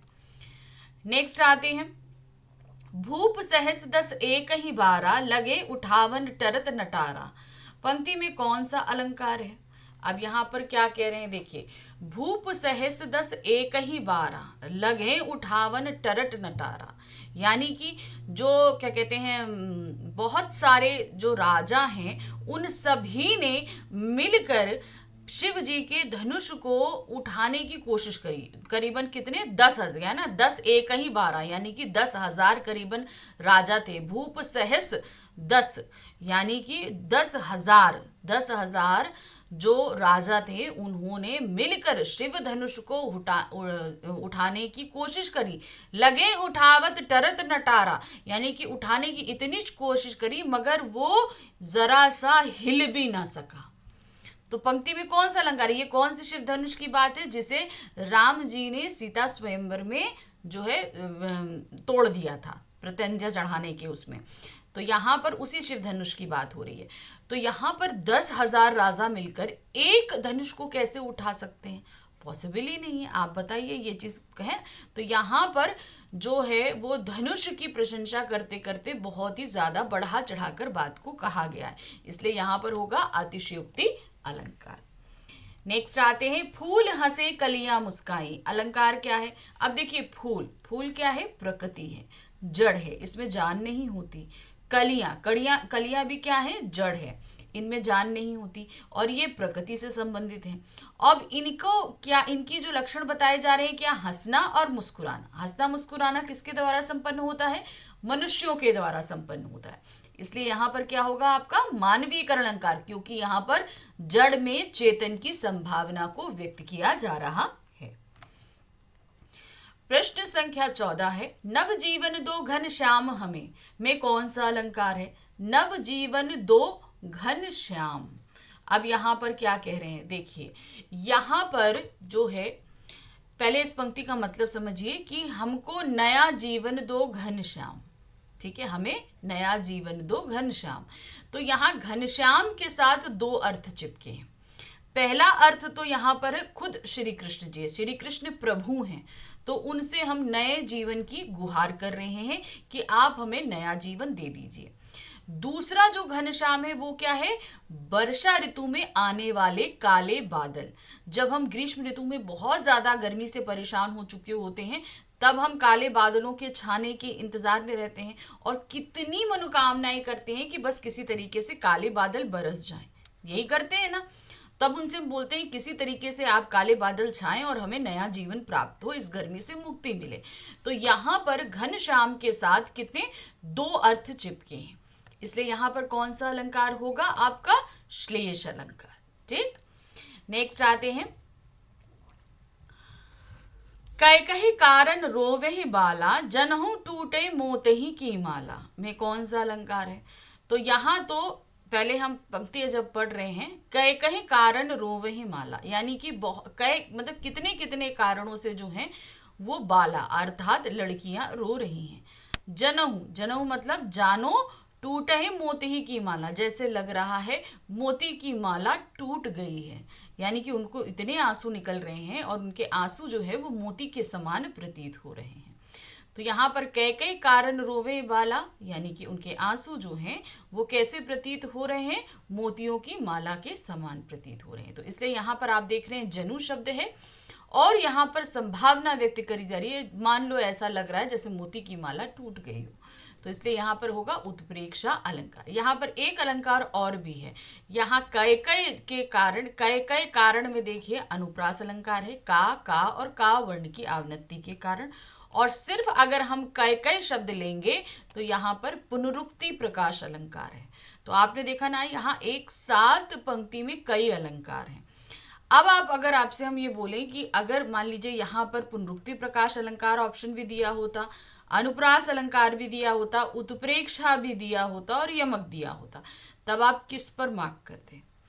तो यहाँ पर हमें पुनरुक्ति प्रकाश और अनुप्रास ये प्राइमरी अलंकार होते हैं। ये अगर किसी और अलंकार के साथ इस्तेमाल किए जा रहे हैं तो उस कंडीशन में हम अनुप्रास को कभी भी मार्क नहीं करते हैं। हम सिर्फ मार्क किसको करते हैं? जो दूसरा बड़ा हमारा अलंकार होता है। तो पुनरुक्ति प्रकाश और दूसरा आपका अनुप्रास अलंकार किसी भी अलंकार के साथ आते हैं तो आप उसको अलग कर दीजिए और जिस अलंकार के साथ हैं उसी अलंकार को हम टिक मार्क करेंगे। नेक्स्ट आते मेघ आए बड़े बंठन के सवर के। अब मेघ कौन है? मेघ अर्थात बादल। बादल क्या है? वो वर्षा ऋतु में बहुत ही बनकर, ठनकर और संवर कर आते हैं। तो यहाँ पर क्या कहा जा रहा है? अब मेघ, बादल प्राकृतिक चीज है, जड़ है, वो निर्जीव होते हैं और बनने ठनने का काम मानवों द्वारा संपन्न किया जाता है। तो यहाँ पर क्या हुआ? जड़ में चेतन की लक्षणों को दर्शाया गया है, इसलिए यहाँ पर होगा मानवीयकरण अलंकार। नेक्स्ट देखिए क्या है, क्वेश्चन है पट पीत मानहु तड़ित रुचि, सुचि नौ में ही जनक सुतांवर। उपरोक्त में कौन सा अलंकार है? तो पहले तो अब इस अलंकार को समझे, उससे पहले हमें जो है, आप देखो अगर यहाँ पर देखोगे ना, मानहु शब्द से तो हम सीधे निकाल लेते हैं कि उत्प्रेक्षा अलंकार है, लेकिन पंक्ति का अर्थ भी तो आप समझिए। तो क्या कह रहे हैं? पतपीठ, पतपीठ यानी कि पीतांबर है। क्या है? पीतांबर। पीतांबर मेघ रूपी शरीर मानो बिजली के समान चमक रहा है। ठीक है, ऐसे पवन रूप जानकी पति श्री राम को मैं नमस्कार करता हूँ। यानी कि पीतांबर ओढ़े हुए श्री राम का शरीर जो है वो बिजली के समान चमक रहा है, इतना ऐसा चमक रहा है मानो बिजली चमक रही है। तो सुचि नौ में ही जनक सुतावर, मैं ऐसे जो है पवन रूप जानकी पति को मैं नमस्कार करता हूँ। तो यहाँ पर पतपीठ मनहु तड़ित रुचि में अलंकार है। यहाँ पर श्री राम ने जो पीला वस्त्र धारण किया है उसमें उनकी आभा इतनी अच्छी लग रही है कि जैसा लग रहा है कि बिजली चमक रही है। तो यहाँ पर क्या हुआ? उत्प्रेक्षा अलंकार। नेक्स्ट आते हैं संदेशनी मधुबन कूप भरे में कौन सा अलंकार है? अब देखिए पहले मतलब समझिए। संदेशनी, संदेशन मतलब संदेशों से, मधुबन अर्थात मथुरा के कूप यानी कि कुएं भर गए। यानी कि जब श्री कृष्ण जो है वो गोपियों को छोड़कर मथुरा चले गए थे, गोपियों ने बहुत सारे संदेश भेजे, इतने संदेश भेजे कि मथुरा के जितने भी कुएं थे वो सभी भर गए। क्या ये पॉसिबल है? आप बताओ। इतना तो पॉसिबल नहीं है कि संदेशों से कुएं भर जाएं, ये पॉसिबल नहीं है ना। तो यहाँ पर क्या हुआ? यहाँ पर अतिशयोक्ति अलंकार होगा। नेक्स्ट आते हैं बिन घन श्याम धाम ब्रज मंडल में ऊधव नित बसती बहार बरसा की है। इस पंक्ति में प्रयुक्त अलंकार कौन सा है? अब देखिए क्या है। बिन घन श्याम, धाम क्या दिया है? धाम, धाम ब्रज मंडल में, धाम ब्रज मंडल में, यानी कि इस पूरे ब्रज में बिन घन श्याम का एक एक घर ऊधव नित बरसती बहार बरसा की, यानी कि ऊधव जो हैं वो नित बरस रहे हैं बहार बरसा की। तो यहाँ पर जो है बिना घन श्याम के, बिना घन, घन नहीं है, घन यहाँ पर फिर से घनश्याम में ही आपको दो अर्थ दिए गए। यहाँ पर श्री कृष्ण नहीं है तो सारा ब्रज जो है वो सूखा पड़ा हुआ है वर्षा ऋतु में भी, और यहाँ पर जो है वर्षा नहीं हो रही वर्षा ऋतु में, इस कारण जो है सब सूखा पड़ा है। तो यहाँ पर एक ही शब्द के साथ दो अर्थ जुड़े, तो यहाँ पर क्या हुआ आपका श्लेष अलंकार। रहीमन पानी राखिए बिन पानी सब सून, पानी गए न उबरे मोती मानस चून। अब इसमें कौन सा अलंकार है, ये तो हम आपको पहले ही बता चुके हैं। पंक्ति है यहाँ पर पानी गए न उबरे मोती मानस चून। यहाँ पर पानी शब्द तीन अर्थों में लिया गया है। मोती के लिए ये पानी है, मनुष्य के लिए विनम्रता है, और चून के लिए उसका अस्तित्व है। तो यहाँ पर एक ही शब्द से कितने अर्थ चिपके, तीन अर्थ चिपके, तो इसलिए यहाँ पर हुआ श्लेष अलंकार। नेक्स्ट है बाधा था बिंदु को किसने इन काली जंजीरों से, मणि वाले फड़ियों का मुख क्यों भरा हुआ है हीरों से। अब यहाँ पर क्या बोला था, बांधा था बिंदु को किसने इन काली जंजीरों से। अब बिंदु यहाँ पर क्या है, जो बादल हैं उनको क्या है, काली जंजीरों ने बांध लिया, अर्थात काले बादल छा गए। तो इससे क्या लग रहा है, जैसे लग रहा है मणि वाला जो फणी यानी कि सांप है, उसके मुख को किसी ने हीरो, जो उसका मुख जो है वो हीरो से भरा हुआ है। इस तरीके से काला जो सांप है उसका मुख जो है वो हीरो से भरा हुआ सा प्रतीत हो रहा है। तो यहाँ पर क्या चीज बताई गई है कि यहाँ पर जो है एक ऐसी बात बताई गई है जो पॉसिबल नहीं है। बादल, जो बादल छाए हुए हैं उनको बहुत ही ज्यादा बढ़ा चढ़ाकर बोल दिया गया है। भाई कोई ऐसा सांप होगा जिसका मुख हीरो से भरा होगा, पॉसिबल नहीं है ना। तो इसलिए यहाँ पर क्या हो जाएगा, अतिशयोक्ति अलंकार। नेक्स्ट है अलंकार का नाम बताइए। अब हमारे पास जो है कुछ पंक्ति आई है उसे पढ़ना है और अलंकार का नाम बताना है। हनुमान की पूछ में लगन न पाई आग, लंका सिगरी जल गई गए निशाचर भाग। तो अब यहाँ पर अलंकार का है, यहाँ पे बोल रहे हैं कि हनुमान की पूछ में आग भी नहीं लग पाई और सारी लंका जल गई और जितने राक्षस थे वो भाग गए। भाई हनुमान जी की पूछ में आग नहीं लगेगी तो पूरी लंका कैसे जलेगी। तो यहाँ पर हनुमान जी की कोई प्रशंसा अतिशयोक्तिपूर्ण कर दी गई। तो यहाँ पर कौन सा अलंकार है, अतिशयोक्ति अलंकार। नेक्स्ट आते हैं अलंकार का, फिर से हमें नाम बताना है। ध्वनिमयी करके गिरी कंदरा, कलित कानन केल निकुंजन। अब यहाँ पर तो सामने लिखा अलंकार, यहाँ दिया कलित का, कानन का, केली का। तो इस कारण यहाँ पर क्या हुआ, यहाँ पर का वर्ण की आवृत्ति है, इसलिए यहाँ पर होगा अनुप्रास अलंकार। अब है रहीमन जो गति दीप की कुल कपूत गति सोए, बारह उजियारी करे बड़े अंधेरो होए। तो अब यहाँ पर क्या कह रहे हैं, रहीम जी कहते हैं जो गति दीप की, यानी कि जो दीपक होता है उसकी गति के अनुसार जो है अगर वो दीप अपनी गति को बढ़ा दे तो क्या होगा, पूरा घर जलकर राख हो जाएगा। अगर उसकी लौ तेज हो जाए तो क्या होगा, पूरा घर जलकर राख हो जाएगा। और अगर वो अपनी गति को कम कर ले तो अंधेरा हो जाता है। तो उसी तरीके से कुल के पुत्र की भी होती है। घर का जो पुत्र होता है वो अगर बहुत ही ज्यादा उद्दंड निकल जाए तो घर की जितनी भी मान मर्यादा होती है वो जलकर खाक हो जाती है। और अगर वो कुछ भी ना करे, यानी कि अगर वो घर में निठल्ला पड़ा रहे, कुछ रहे, तो ऐसे घर में अंधियारा छा जाता है। तो यहाँ पर क्या आप देख रहे हैं, दीपक से दो चीजों की बात उजागर हुई है। जहां दीप से दीपक का तात्पर्य है वहीं यहाँ पर पुत्र से भी तात्पर्य है। तो इसलिए यहाँ पर हुआ आपका श्लेष अलंकार। नेक्स्ट है हरिपद कोमल कमल से। इस पद में कौन सा अलंकार है, ये तो हम देखकर ही बता सकते हैं कि हरि के पद जो हैं वो कोमल है, किसके समान, कमल के पत्ते के समान। तो इसलिए यहाँ पर, और यहाँ पर से भी लगा है तो सीधे सीधे यहाँ पर हो गया उपमा अलंकार। नेक्स्ट आते हैं निम्नलिखित पंक्तियों में कौन सा अलंकार है। पंक्ति देखिए, फूल कांस सकल मही छाई, जनहु बरसा ऋतु प्रकट बुढ़ाई। तो अब यहाँ पर पहले आप समझिए, देखिए यहाँ पर अगर आप जनु शब्द देखेंगे तो इससे हम तुरंत अर्थ निकाल लेंगे कि यहाँ पर उत्प्रेक्षा अलंकार है, लेकिन अर्थ भी तो समझना चाहिए। फूले कांस सकल मही छाई, यानी कि कांस के फूल जो हैं वो चारों तरफ छा गए हैं। कहाँ पर, धरती में। मही मतलब धरती में, धरती में चारों तरफ जो है वो कांस के फूल छाए हुए हैं। जानो, समझ, मान लो ऐसा लग रहा है कि वर्षा ऋतु जो है अब वो बुढ़ा गई है। अब वर्षा ऋतु बुढ़ा गई का तात्पर्य क्या है कि वर्षा ऋतु अब जाने पर आ गई है। अब यहाँ पर जनु की वजह से उत्प्रेक्षा अलंकार है, लेकिन वर्षा ऋतु के बुढ़ाने की वजह से यहाँ पर मानवीय करण अलंकार भी है। तो अब यहाँ पर दो अलंकार है, लेकिन मानवीय करण हमारे ऑप्शन में नहीं है। और सपोज अगर होता, मान लो उपमा अलंकार की जगह मानवीयकरण अलंकार दिया जाता, तो हम किस पर टिक मार्क करते? हम उत्प्रेक्षा अलंकार पे ही करते। क्यों? क्योंकि यहाँ पे जनहु वर्षा पहले है, ऋतु प्रकट बुढ़ाई यानी कि वर्षा ऋतु का बुढ़ाना। क्योंकि वर्षा ऋतु क्या है, ये एक जड़ है, प्रकृति का है, और बुढ़ाना मनुष्यों में और जो जीव वाले होते हैं उन्हीं में पॉसिबल होता है। तो ये ऋतु प्रकट बुढ़ाई अगर इसके नीचे अंडरलाइन कर दें हम, तो ये जो हो जाता है पूरा वाक्य आपका मानवीयकरण।